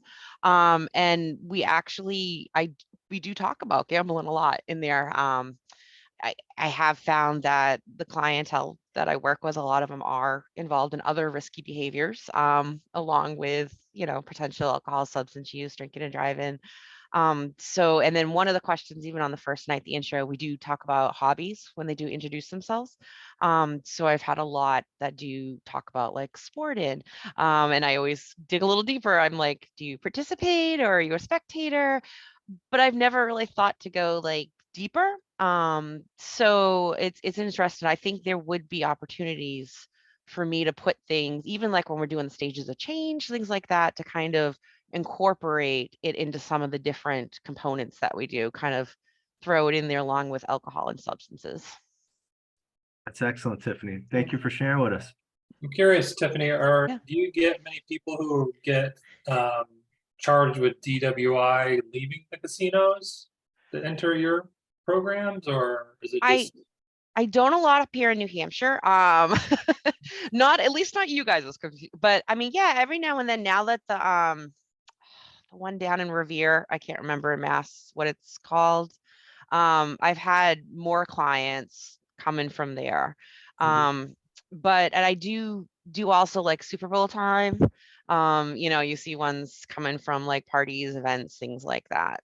So yeah, maybe it will change because we still don't have what I call like real casinos here. I mean, I know they are called casinos, but I mean, I think of casino, I think of like Foxwoods. And we don't have that in New Hampshire yet, but I know it's coming. I know there's eventually going to be some giant structures with hotels and shops and stuff. Maybe. I mean, I think it's interesting with Foxwoods, like I mentioned, like back in the day, there were only 3 places you could gamble at a casino, and it was Las Vegas, it was Atlantic City, and it was Foxwoods or Mohegan Sun. And that was back when resort-style casinos were really popular. And now what they've found is that people are more into convenience than they are into the resort. I mean, there's always an attraction to the resort-style casinos, but really, they found that they can build smaller scale casinos with just a gaming floor and maybe some amenities, and people are just as content. They call them more convenience gamblers, and they generate more revenue than some of the vacationer type folks. Really? So, so some of the resort style casinos have tried to, are in the process of kind of redefining themselves. Foxwoods is one of them, because they have these huge, I think Foxwoods is 9 million square feet. So they have these huge spaces, but like people aren't really interested in that, so they're trying to come up with family activities, great with shopping and stuff to attract people, but really it's about convenience. Like, for example, look at I think Oklahoma.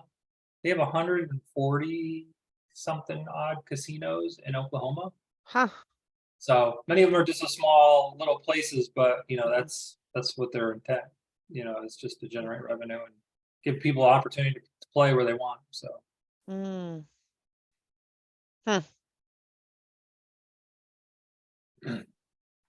Right. Thank you all. Any other final thoughts that you want to share from your group meeting?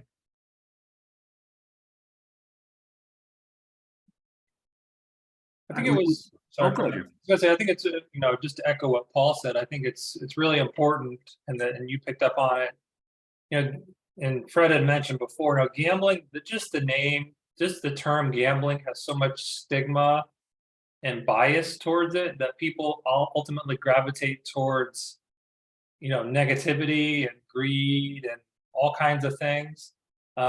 We find it a lot with the criminal justice system, at least in our state, where it's changing a little bit, starting to be a little bit of a shift, but a lot of judges and prosecutors still call them degenerate gamblers and things like that. They're not necessarily up on gambling as an addiction. So I think when we use the term gambling, it's a loaded term, and I think we have found that if we can just name behavior and not call it gambling, we'll get people's defenses don't automatically just shoot right up. We go to a lot of tabling events and outreach events, and we have a table where our organization is called Problem Gambling Services. So when they see our table, people will avoid all eye contact and try to walk around our table as much as possible, no matter how good a giveaways we have.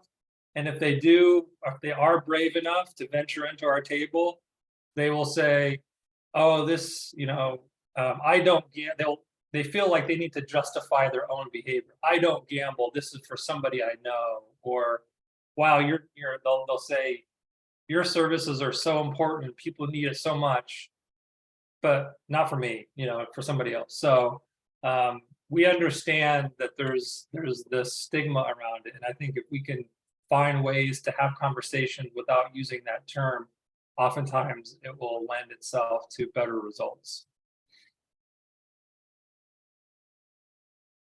Thanks, Jeremy.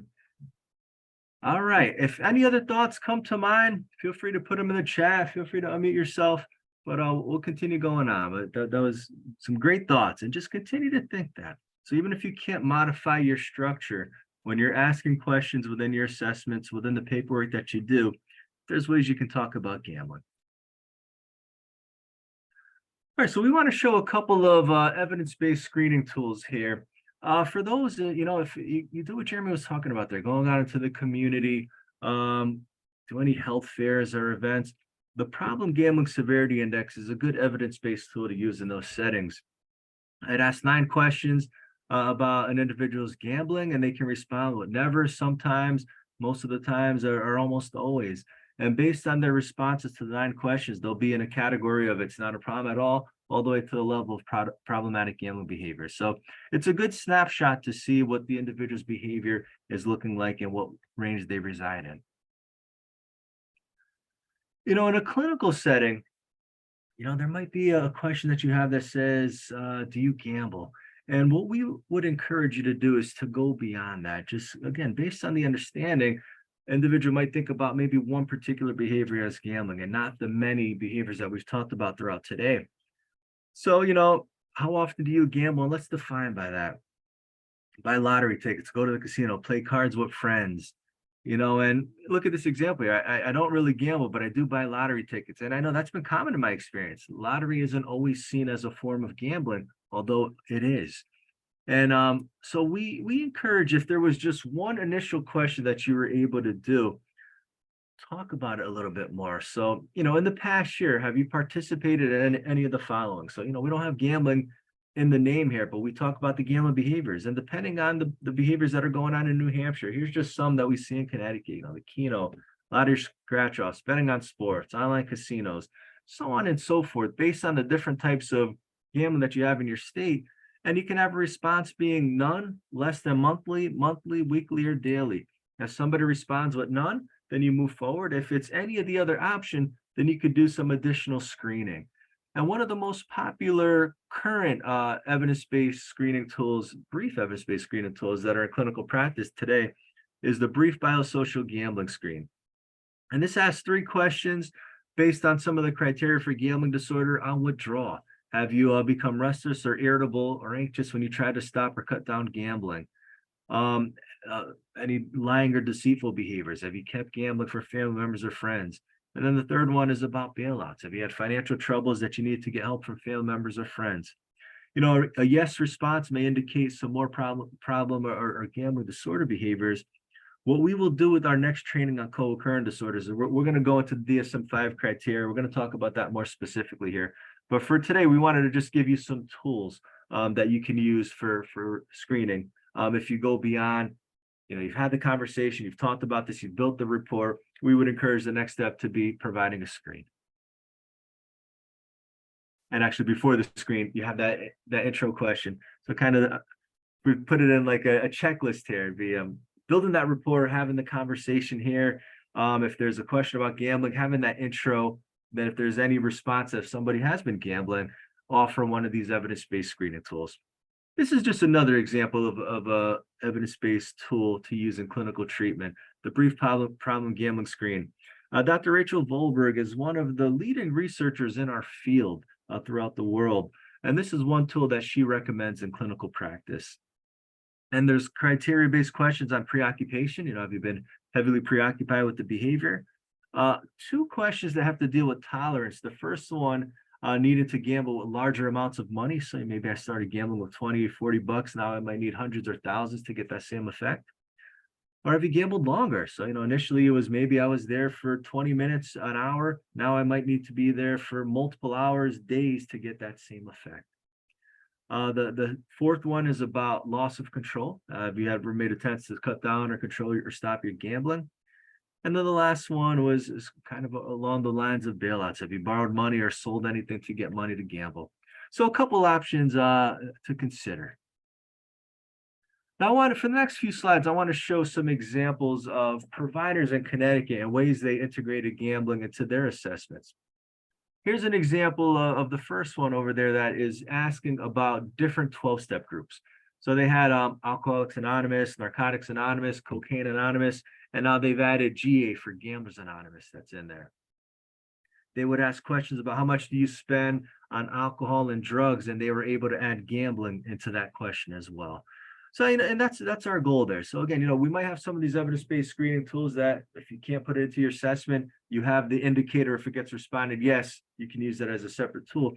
But most of the stuff we want to see if we can add on into what's currently there. This is one of our other providers that we work with, MCCA. They have a section when they're looking at family income. So within that, they've integrated, has there been any debt due to gambling? And the withdrawal criteria. Have you ever borrowed money in order to cover gambling or lost money? It's one of our other providers, Wheeler Clinic.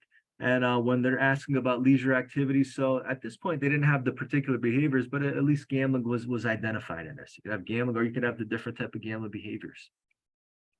And then they also, when they're assessing for family history, they have a variety of areas that they're looking for substance abuse, for physical abuse, suicidality, and gambling is integrated into there as well.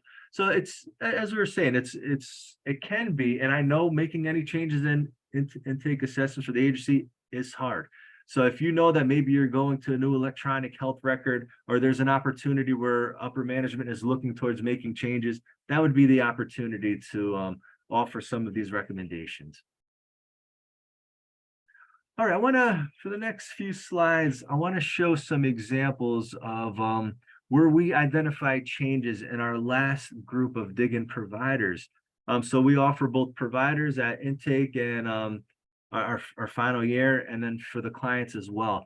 So where we looked at the providers, and we saw that there was 86% of the areas where we represented growth and we were moving in the right direction as far as raising awareness. I want to show some of those examples here. So WebLink 1 was the initial one. WebLink 2 was the, 3. We skipped 2 in this one for whatever reason. I don't know why, but it's WebLink 3 for this one, for the follow-up. But I'm aware of programs in the community my organization serves that address problem gambling. So from intake to the follow-up survey, it had gone up about 7% for Somewhat True.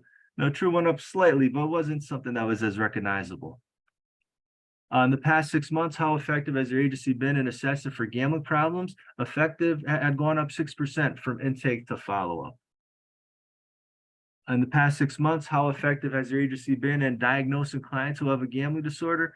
So it had gone up nearly 7% in the effective responses from intake to follow-up. And, I'm so used to saying intake for assessment, I should say initial to follow-up for these surveys. In the past 6 months, how confident are you in your ability to talk about the impact of gambling on recovery? The confident level had gone up 7% from intake, the initial to follow-up. And looking at a couple of the responses for client surveys, we identified around 90% of the responses illustrated growth from the initial to the follow-up. And here was about screening for gambling problems over the past 6 months. So looking at the effective and very effective responses, accumulated responses around 6% increase at follow-up. So for this one, web link one was the initial, and web link 2 was the follow-up. We had it right on this one. I don't know what happened on our provider one. Looking at my counselor, other staff in this program have talked to me about how gambling can affect my recovery. Looking at responses of most of the times and always, that had gone up about 5%. So, seeing growth in that area. The last two I'm going to go over, we saw the biggest growth out of both of the provider and client surveys. So before taking this survey, have you been asked about gambling problems while in this program? So, it had gone up, even though we're just under 50% there, it had gone up 11% from where it was on the initial. So, we are seeing that if we're integrating this behavior, if we're talking about it more, if gambling questions are showing up, it's being talked about in groups and individual session, there's an opportunity that clients are going to learn more. And then the final one, I did not use alcohol or drugs when gambling. We know that if you're participating in substances while you're gambling, you're more likely to make risky behaviors, likely not to bet with the money you intended to. So, true for me, as far as not using the behaviors, had gone up 12%. So at least it infers that there was some education that was going on with clients to know that participating in gambling while using substances could be problematic. All right, so with that, I turn it back over to Jeremy. Thank you, Fred. So hopefully we've made a little bit of a case as to why it's important to integrate gambling. Again, we know from experience, we know from people we work with, that if we're not talking about it, it's not being addressed. It doesn't mean because it's not being addressed or not being talked about that it doesn't exist. Oftentimes it's just underlying. And one of the things we also like to highlight in terms of integration and why it's important is for relapse risk, right? So we know that folks in recovery from substances sometimes talk about money being a trigger.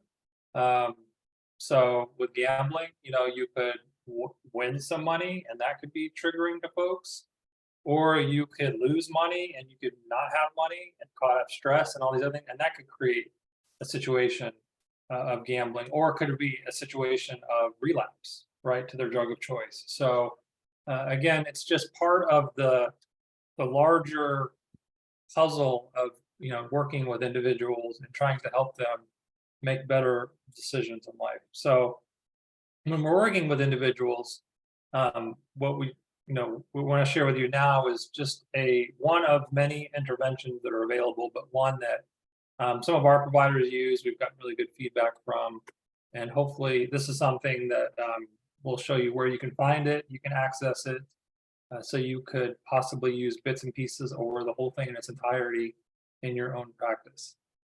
Next slide, Fred.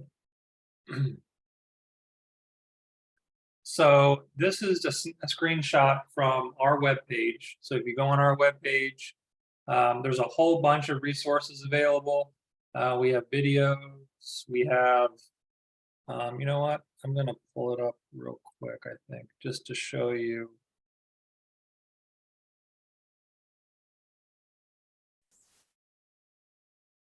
So you can see on my screen here. So this is, let me go back to our home page. Perfect, you're up. Yep, so this is our home page. Lots of information. We have our self-exclusion portal for those who are interested in self-excluding from Connecticut. Online gambling, anybody out of state or in state can use that portal. And just like I said, some vignettes, information for you to go through. We have a prevention page with a ton of resources about some of the prevention efforts that we're working on. I'm just kind of thumbing through it just for the sake of time, but. And then these are the resources page. And here we have our surveys and screenings. We have some assessment tools, treatment manuals for those who are in clinics that use the matrix model. We have the matrix that's been integrated with gambling sections, so you can use that matrix and still include gambling. We have a co-occurring workbook that includes gambling, and then just a ton of other information. So you can use any of that you would like, but lots of stuff there. And I'm going to maybe stop sharing now. Fred, you could share.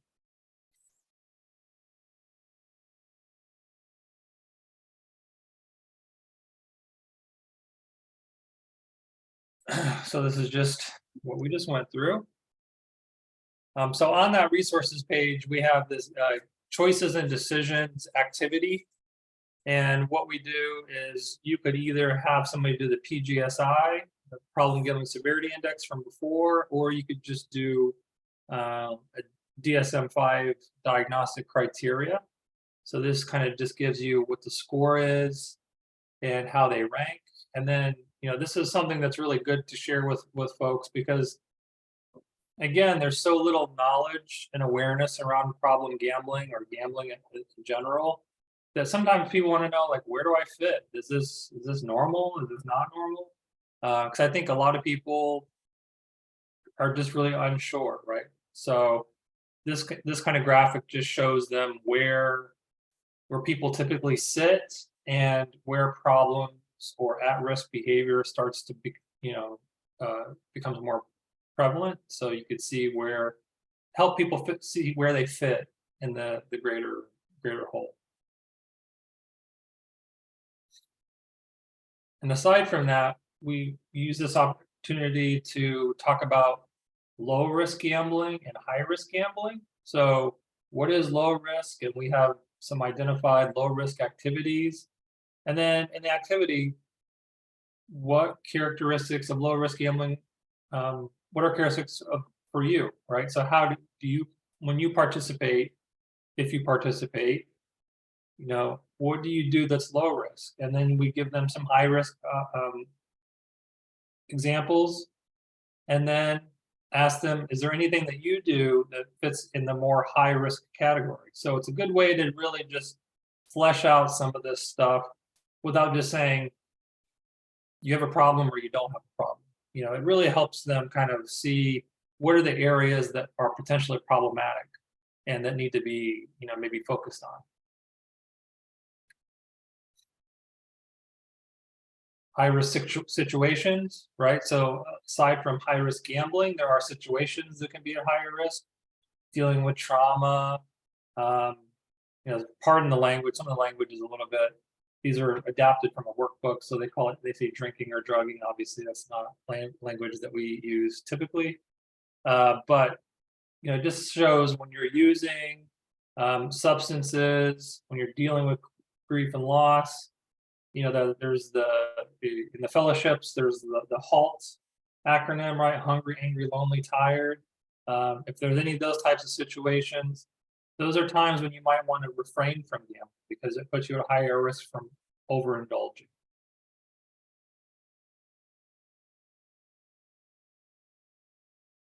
And then we look at what are goals, because we don't follow an abstinence only approach when in terms of gambling. I know sometimes if you come from a substance use background, a lot of the stuff that we talk about in substance use treatment is abstinence-based approaches, although harm reduction has become more and more accepted. With gambling, again, like Fred had mentioned, for many folks, this might be the first time they've ever even talked about this with anybody openly. So, we don't want to come at it as, all right, you do this behavior, it's bad, you need to stop it, because I think that's a fear that a lot of people have. So what we want to do is say, all right, you've identified that you enjoy this behavior. You identified that, maybe there's some areas that are problematic. Let's look at, how would you like to enjoy gambling if you want to continue? How often do you do it? How much money do you spend? So again, these are all kind of like the responsible gambling things where we're talking about limiting time, money, and duration. So we're working through this with people and saying, all right, let's set a time frame. Let's set a dollar amount. What's reasonable and realistic for you? Because, we can't just go in and say, like I say for alcohol, for example, they say, well, I don't know what I'm not up on the current data for alcohol use, but at one time, I think they were saying, the CDC or somebody was saying, it's 1 to 2 drinks per night for a male, maybe 1 drink per night for a female was somewhat healthier behavior, or a few times a week or something like that. With gambling, it's really relative to the person's situation, right? So we can't just say 1 to 2, place 1 to 2 bets, or place only spend $10 or $20 in a bet, because it's really relative to the person's situation. $20 to one person could be nothing, whereas to another person who maybe is conserved or who's on a fixed income, $20 could be a lot of money. So we want to look at this person's individual situation and say, what makes the most sense for you that can still not detract from your quality of life? So that's what kind of these goals of gambling kind of break down to.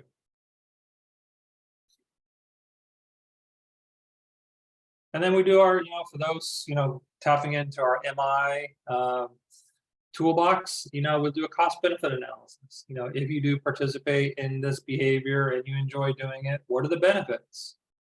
How important is it for you to continue with these things? What are the costs, right? So, and sometimes talking about benefits with substance use or gambling is a little bit different shift for people, because I think they come into our programs and they're expecting to talk about all the negative things, aspects of the behavior. And when we're talking about what are the positives, we're acknowledging that there are some benefit to this. We know there's some benefit to it. We acknowledge it. Let's talk about it. Let's take it apart a little bit. So what are the benefits? What are the costs? What does this come with? This isn't only benefits. So what are the costs? How does it impact you in a negative way? Does it cause you any distress? And then, you end up with a list of, depending on how much of an issue it is for people, will help them really look at, give them a visual snapshot of where this fits in their life and help them maybe decide what direction they're going to go in terms of reducing harm or, completely abstaining or what have you. Next slide, Fred.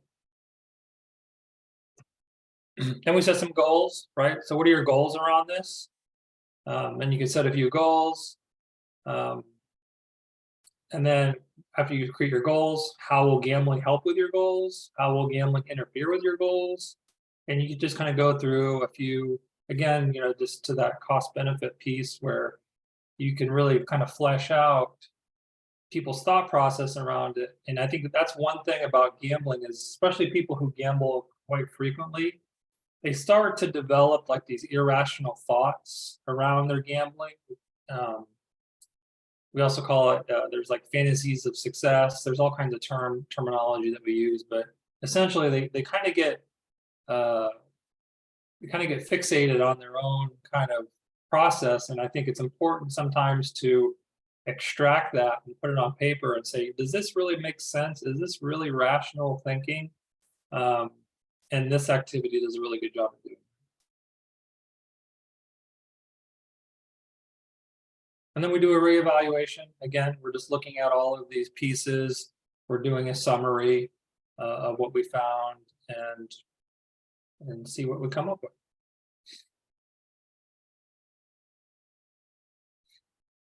And then we help folks identify, what are your warning signs? And then, here's your goal. How would you know if you're starting to stray off of your goal? And we give them some key things to think about. And then they can look at their own personal, situation and say, what are your warning signs? What are the indicators that show you you're off course or you're on course, right? Because that's, reinforcement, positive reinforcement is good to encourage behavior. So how will you know that you're on the right track? And then if you start to fall off track, what are some of the warning signs? What is your plan to address it? Are you going to reevaluate? Are you going to do another cost benefit? Are you going to look at maybe other alternatives? Maybe looking at abstaining if harm reduction isn't an approach that's going to be working for you or not? Because I think, from my own experience, I found that harm reduction is very appealing to a lot of folks, and sometimes it could be a good way to engage people as long as it's not a behavior that's creating significant harm. But harm reduction is very difficult to do if somebody has kind of crossed that line into addiction. That way, if they cross that line and they're more in the, meeting multiple criteria in that gambling disorders area, then they're probably better off abstaining. And, harm reduction is not going to be a viable alternative just because they've already had some significant harm and issues going on, and it just may not make sense. But hopefully through this activity, we, instead of us telling them this is something that they, summarization that they can come up with on their own.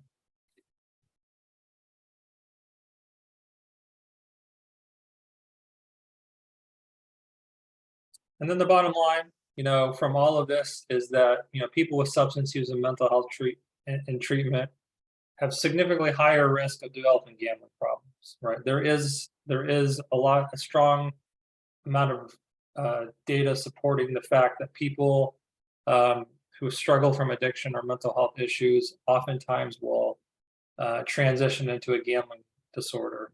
Oftentimes they do so unknowingly. Gambling is sometimes seen as a healthy alternative. I know a lot of people from my work that were in the fellowship, the AAs and NAs, and they would go do trips to the casino, as ways of just doing healthier things, not sitting in bars or drinking or using, but going to a casino isn't necessarily healthy either because you're going into an environment that's got free alcohol and plenty of substances around. So I think sometimes we just need to acknowledge that. It's important to address the underlying gambling issue as to reduce risk. So if gambling is prevalent, to identify it and discuss it as a risk factor for relapse. And then individuals struggling with gambling related issues are more than likely on your caseload. So, we hear a lot of people say, well, I don't really have anybody on my caseload that has a gambling issue. And like I mentioned before, sometimes well, did you screen for it? Are you talking about it? Because you'll be surprised, we have a recovery support program in our state, and our recovery supports will go out as part of their outreach, and they'll do a presentation, or they'll sit in an IOP group, or they'll sit in a treatment group, and they'll say, I'm just here to talk about gambling and my experience with gambling. And you would be surprised how many, and maybe you won't be surprised, how many people within those groups can identify. And oftentimes it's surprising to the clinicians, like, oh my gosh, I had no idea this was so prevalent, but it really requires a conversation. So, although we've given you some really good evidence-based screening tools, without a rapport and without, some of that groundwork laid to have a positive rapport and to have a discussion, a lot of times people won't identify. So, but when they do, they're more than happy to open up and talk about their own experiences or those of loved ones.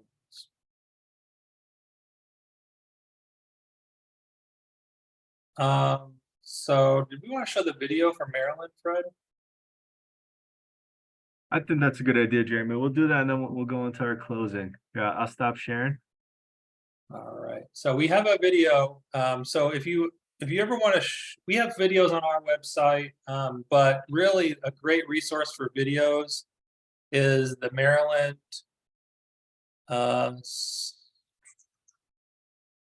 Center of Excellence in Gambling. And I don't know, I don't have that whole. Let's put my screen share up.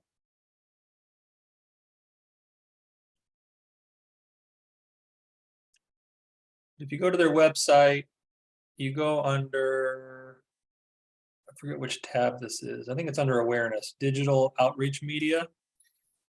And they have all these videos. They have a ton of videos, and they're all really good. So oftentimes in our field, there's no need to reinvent the wheel, in my opinion. So if somebody has done a really good job at creating video, why not use it? So there's a lot of videos. Understanding Joy, this one is a really good video. Talks about a woman, an older woman who developed a gambling problem and got into some legal issues. But what we're going to show is this video, and hopefully I have sound. So let me know if there's sound.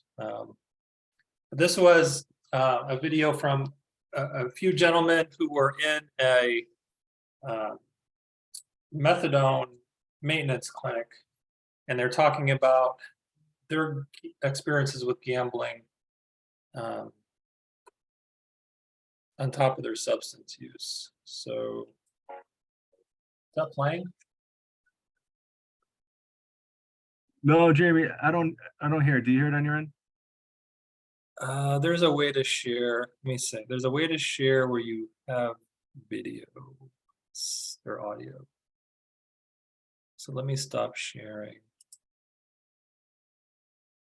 Share with sound. We'll try this again. Good. Dropped out like 10th grade, started getting in the streets, started getting locked up, selling drugs. You know, I'm using, going to jail, using, going to jail, using, going to jail. I did that my whole life. I wasted my whole life with these drugs, you know, getting high, gambling.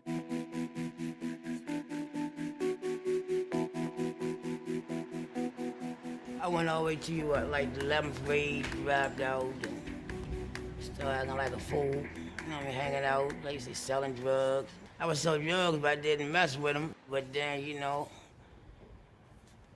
you be around long enough, one day you picked it up and tried it, you know what I mean? And I was going for that ride. We've been together ever since, you know, the heroin thing, you know. Still like shooting dice and all that, you know, prison thing I done all that, and crazy. I just be trying to keep moving, trying to do the right things.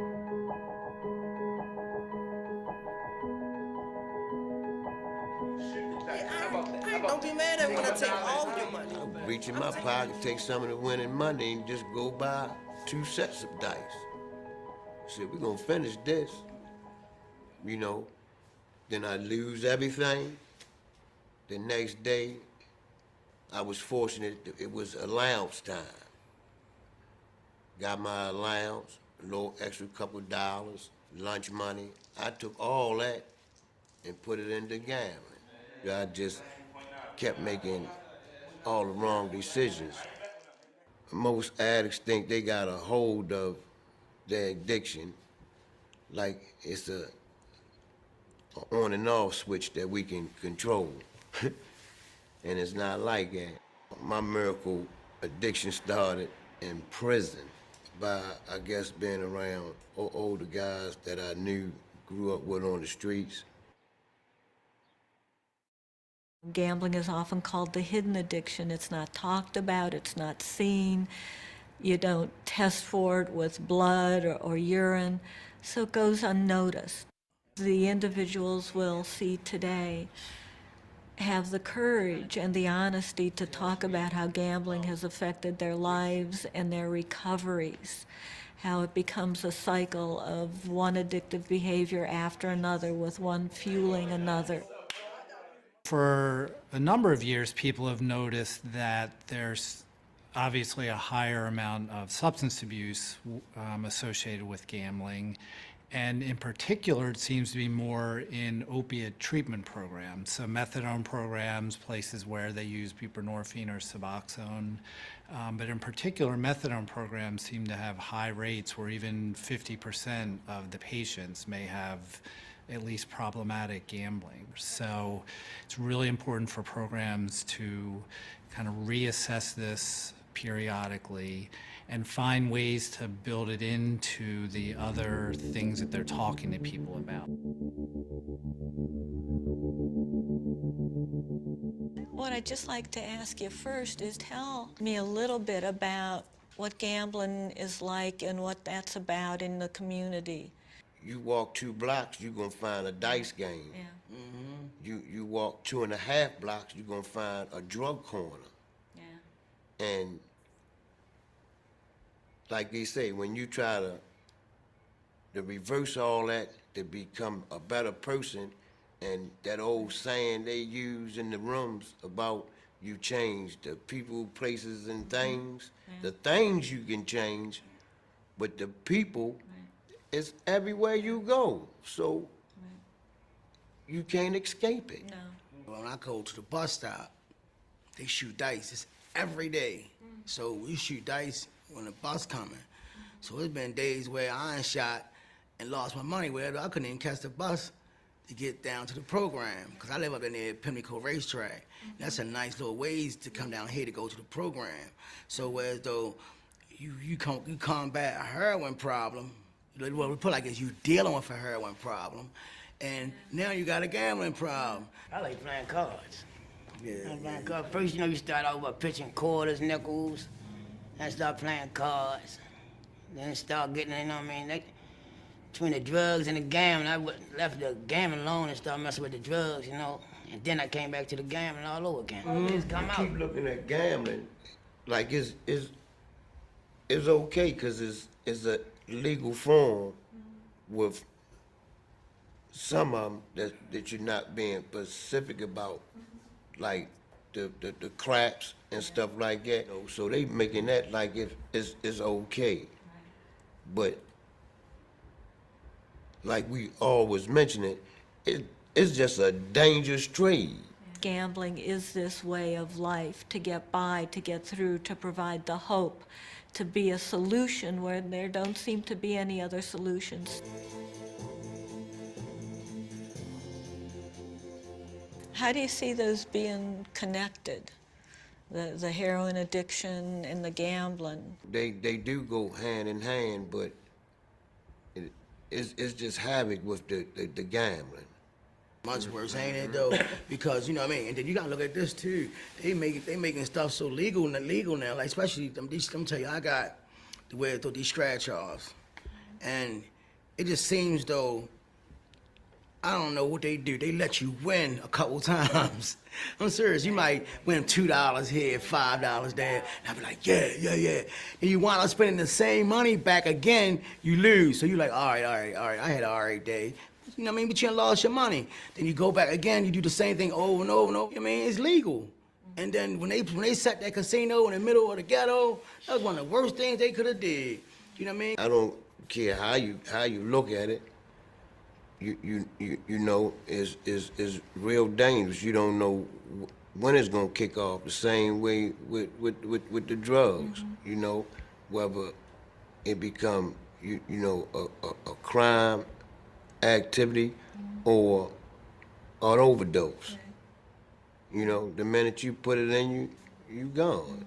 Or the minute you get it to go put it in you, somebody robbing you, and most of the time they gonna kill you. You know how they say no to drugs? Yeah. I say no to all of it. Because one leads to the other one leads to another one. So all the outcomes gonna be negative. It's gonna be the same, so no matter what positivity you can think of, it's gonna all end up the same way. We sitting here battling, not just a drug problem, you can be sitting up here battling a gambling problem too. Because you caught in the cycle, which become that revolving door.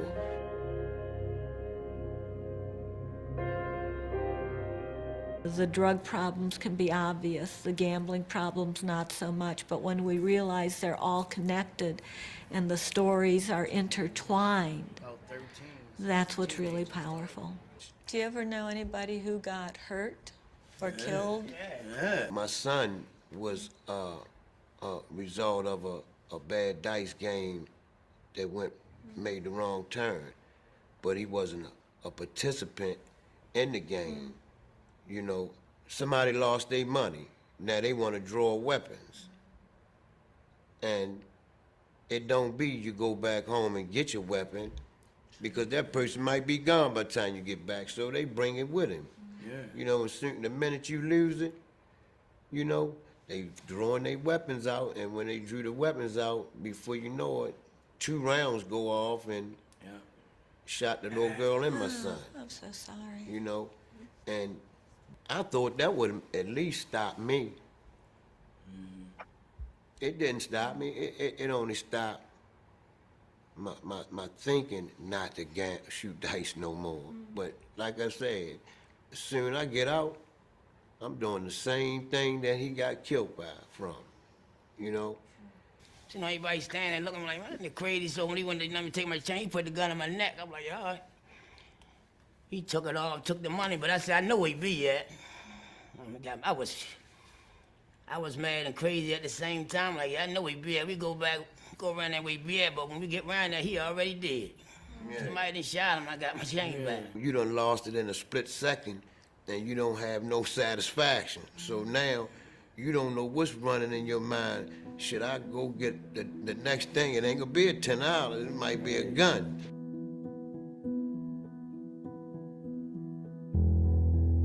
How do you think gambling is connected to just, you know, not having money, feeling like you won't be able to get a job? You know, how's it connected to all the issues that folks are dealing with? Sometimes that be the only way. You know, I know as a guy, he shoot dice, and that's, he know if he don't win, he not gonna eat. You know, so some people feel though they don't have no alternative but to choose that road. Each addiction with gambling and narcotics, you're some type of fiend. With the gambling, you're a hope fiend. Right. You know, you can't separate none of them. Gambling is the hope. Gambling is my way out of my drug addiction, my history of incarceration, my history of poverty. It may be the only way out, especially if I've got a history of substance use, a history of poverty, and a felony conviction. What else is going to be life-changing? Now, when you've been, you know, in the program and in treatment, do anybody talk to you about gambling and gambling could be a problem? And here, no, they just worry about the drug that got us here. And the gambling right there, but they don't never touch your hand, never say nothing about no gambling. Which is like what he just mentioned, you touch everything. Social service, income, all that kind of crap. They just don't get in depth with it because to them, like I said, it's not as worse as which got you there, behavior modification. Like, you know, that's what they both basically focused on, you know, but they don't even know that gambling is worse. 13. We really hope that drug treatment programs will address kind of the people that clearly have a significant gambling addiction, but also just talk to people about how, as you're now not using the heroin, and how do you do other things in your life, and how do you kind of prevent something like, you know, what starts out as, you know, fairly innocent, just buying lottery tickets, from turning into more of a problem. So how to making, you know, gambling, which is ubiquitous in our culture, how to do that healthily and not have it turn into more of a problem. So we really hope the programs can kind of address both the actual gambling addiction, but also just gambling and how that can fit into your life in recovery from the heroin use. But hearing somebody who's been through it say this can be a worse problem because you can go through so much more money, you can create so much more damage, it is life-threatening, people get killed because of this addiction, that means something. It's not theoretical, it's not just something I've heard. It's what really happens in people's lives. If I can help one person, I'll be happy with that, you know. If I could just get their attention, that's a good start for me right there. But like she You said, it's know? best using somebody that they can relate to. This is going to you get know. people's attention much more than anything I can Yeah. ever say. So Right. this can be as devastating, as life-threatening as the other issues, as depression, as serious mental illness, as opiate addiction, things that we see as epidemic. The gambling can be just as big an epidemic, but it's quiet. It's unheard. It doesn't have its own voice yet. And they were willing to give this a voice. The challenge for clinicians is to learn this new culture of gambling, learn this new language of gambling, and make it a part of every conversation you have with clients, because it's in their lives.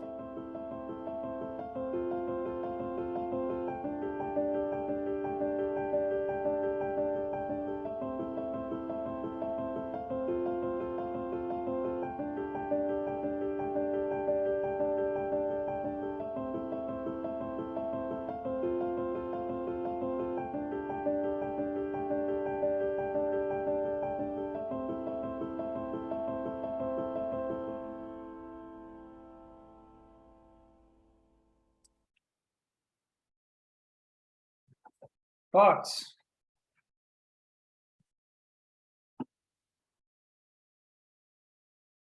Any thoughts on that video?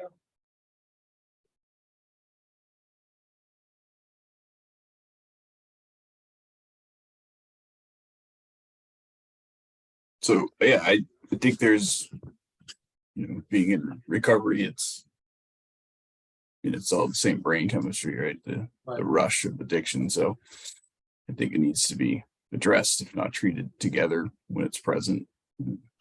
Those behavioral addictions kind of go hand in hand. So I think it's important to hear from the people who are dealing with it too. It's one thing to hear it from a professional, but someone who's actively going through recovery, that makes more of a difference on people who are suffering from any addiction. So yeah, I think it's a good video to show people who are struggling through it. Right.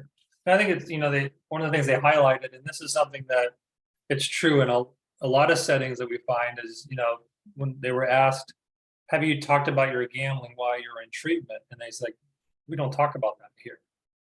Right. And it's nothing that really knock the treatment systems. I think we do a really good job of what we're supposed to do, which is address substance use or address mental health, whatever our lane is. We do a pretty good job at addressing it and giving people resources. But when it comes to some of these other things, we don't know what we don't know. And hopefully, one of the things that you'll walk away with is the importance of finding ways to integrate this conversation into your practice and seeing, is this something that's impacting people in a way that compromises their recovery or compromises the progress or the goals that they have in their recovery plans. It's great feedback. Any other thoughts?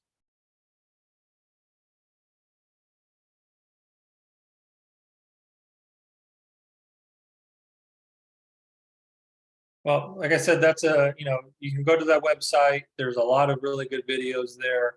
And if you're having trouble having the conversation or starting a conversation, one of the things I found helpful when I started this work, because I came from a substance use and mental health treatment background, is I started out by showing a video, something very similar to this, to a group, and I said, let's have a group discussion on it. And it just kind of took over from there. We have the luxury now in our programs where we have our recovery support services program, which is a statewide program. And we have people with lived experience who go out and talk to people who are in those programs. And it's had a huge impact on people just understanding the importance of addressing it, or to safeguard themselves from developing an additional problem on top of whatever issue they're dealing with in that particular setting. So pick one of these three items here and maybe either share it or type it in the chat box. What is something you affirmed? So something that you you thought you knew, and then you attended this training, and now you kind of solidify that, yes, I absolutely know that information. Or what is something that you learned? What is something that you weren't really sure about, and this training helped you to understand things in a different way?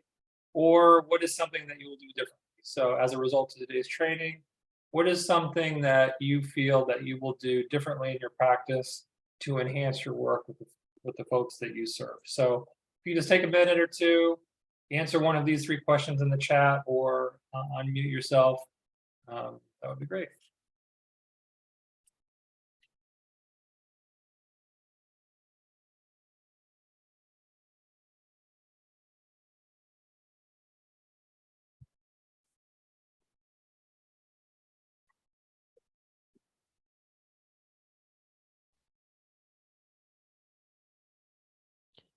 So I'll share one of the things that I learned. I actually found it fascinating to learn really what gambling encompasses. And because of that, I really started thinking it's everywhere. Like you gave that example of the 50-50 raffles. Mm. And I'm thinking even like, I know when my daughter was younger and nieces and nephews, like they would come home with these, fundraisers from school, and they were like, this looks almost like a little bingo card. And, you spend $10 and you can win gift cards and this and that. And I was like, it's everywhere. And young kids are seeing it everywhere in our society, not just the scratch tickets.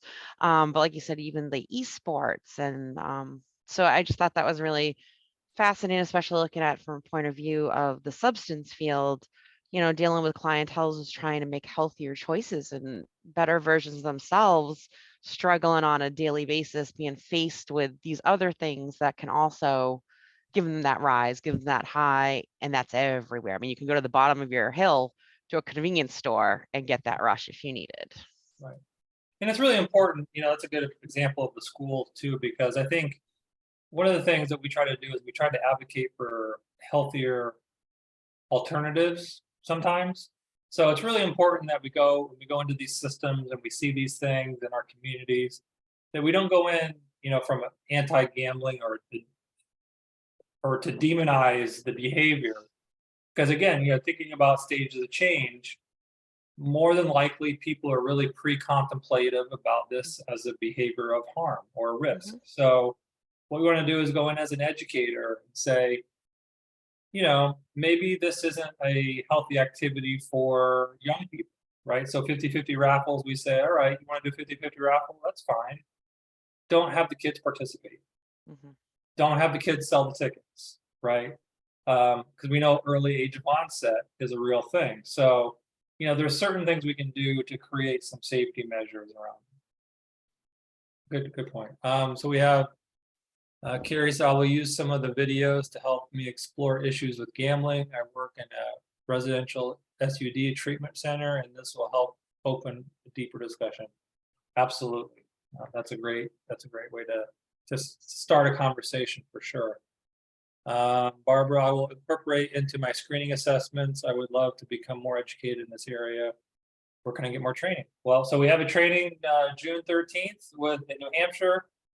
We also have a list of trainings. You can go, Fred, can you put in the chat box the Gambling Awareness CT website? So we have a prevention page that we set up with all our prevention partners. And on that website, we have a calendar with trainings. Many of our trainings are free, and you're more than welcome to attend any of those. Oftentimes there's CEs attached. Fred and I are certified gambling trainers with the International Gambling Counselor Certification Board. So any trainings that we provide, you get IGCCB credits. So if you're pursuing certification and you're using the IGCCB, all of our trainings have those. And then a lot of other trainings we use NASW. So usually that covers most people as far as CEs, but you're more than welcome to attend any of those. And then Sarah will ask screening questions going forward. The statistics were pretty eye-opening. Thank you for a great presentation. Thank you, Sarah. And then Paul, I learned how in general gambling addiction is viewed as separate than substance use and other addictions. Normalization of gambling keeps addiction to hidden and the prevalence of gambling. Absolutely. And now there's now we are seeing, like I said before, we're seeing younger and younger people getting involved in this. It's now the gaming industry has taken a few pointers from the gambling industry. So within video games, they've incorporated loot boxes and other kind of gambling elements. And then vice versa, the gambling industry is taking some of the gaming industry's information. And as things continue to develop and the gambling industry continues to evolve, you're going to see more gaming-like games on the casino floors. Because they are trying to appeal to a younger generation. The fact of the matter is, a lot of younger people are not interested in slot machines and things and games that older generations are interested in. So the industry is moving more and more towards video game-like games to kind of appeal to the younger market. So we're going to see more and more of that intersection. And then it just gets more and more gray. So it's really important to understand that everything kind of lives together. And just a quick story. I used to do work in middle school and high schools. And Paul, I give you a lot of credit. That's hard groups to work with, but really fun too. And I remember I worked in a school, and the social workers and the teachers would refer kids to my group, and they were identified for having performance issues. Maybe they were having some behavioral issues. And I remember this one individual, he was referred to my group, and they said, well, I think he's on drugs. He's sleeping through class. His grades are going down. He's not looking good. He had all the signs that they were thinking of substance use. Maybe depression, because he's become withdrawn. And after having a conversation with him, what he was doing is he was staying up late at night, drinking Monster drinks, and playing video games with his friends. And his friends happened to be in Japan, right? So he's playing. People are on different time zones, so he's staying up all night playing video games, drinking Monster drinks. Then he's waking up in the morning, or not even going to bed, and he's going to school. And all the signs and symptoms were there of something else, because we're primed, we're trained really well to look for what we're trained to look for, and it was gambling, or not gambling, it was gaming, video gaming. So again, it's important to really have conversations with people and see what are some of these underlying things, because it really could change the perspective on how we're helping them, or how we're meeting their needs. So it's really important to not separate them, but to include it into the conversation. Very good. Well, thank you all for participating in that. Here's just some additional information on how to contact us. I believe this PowerPoint's available to you all. So if you have any other questions about other resources that we shared, feel free to reach out. We're more than happy to assist.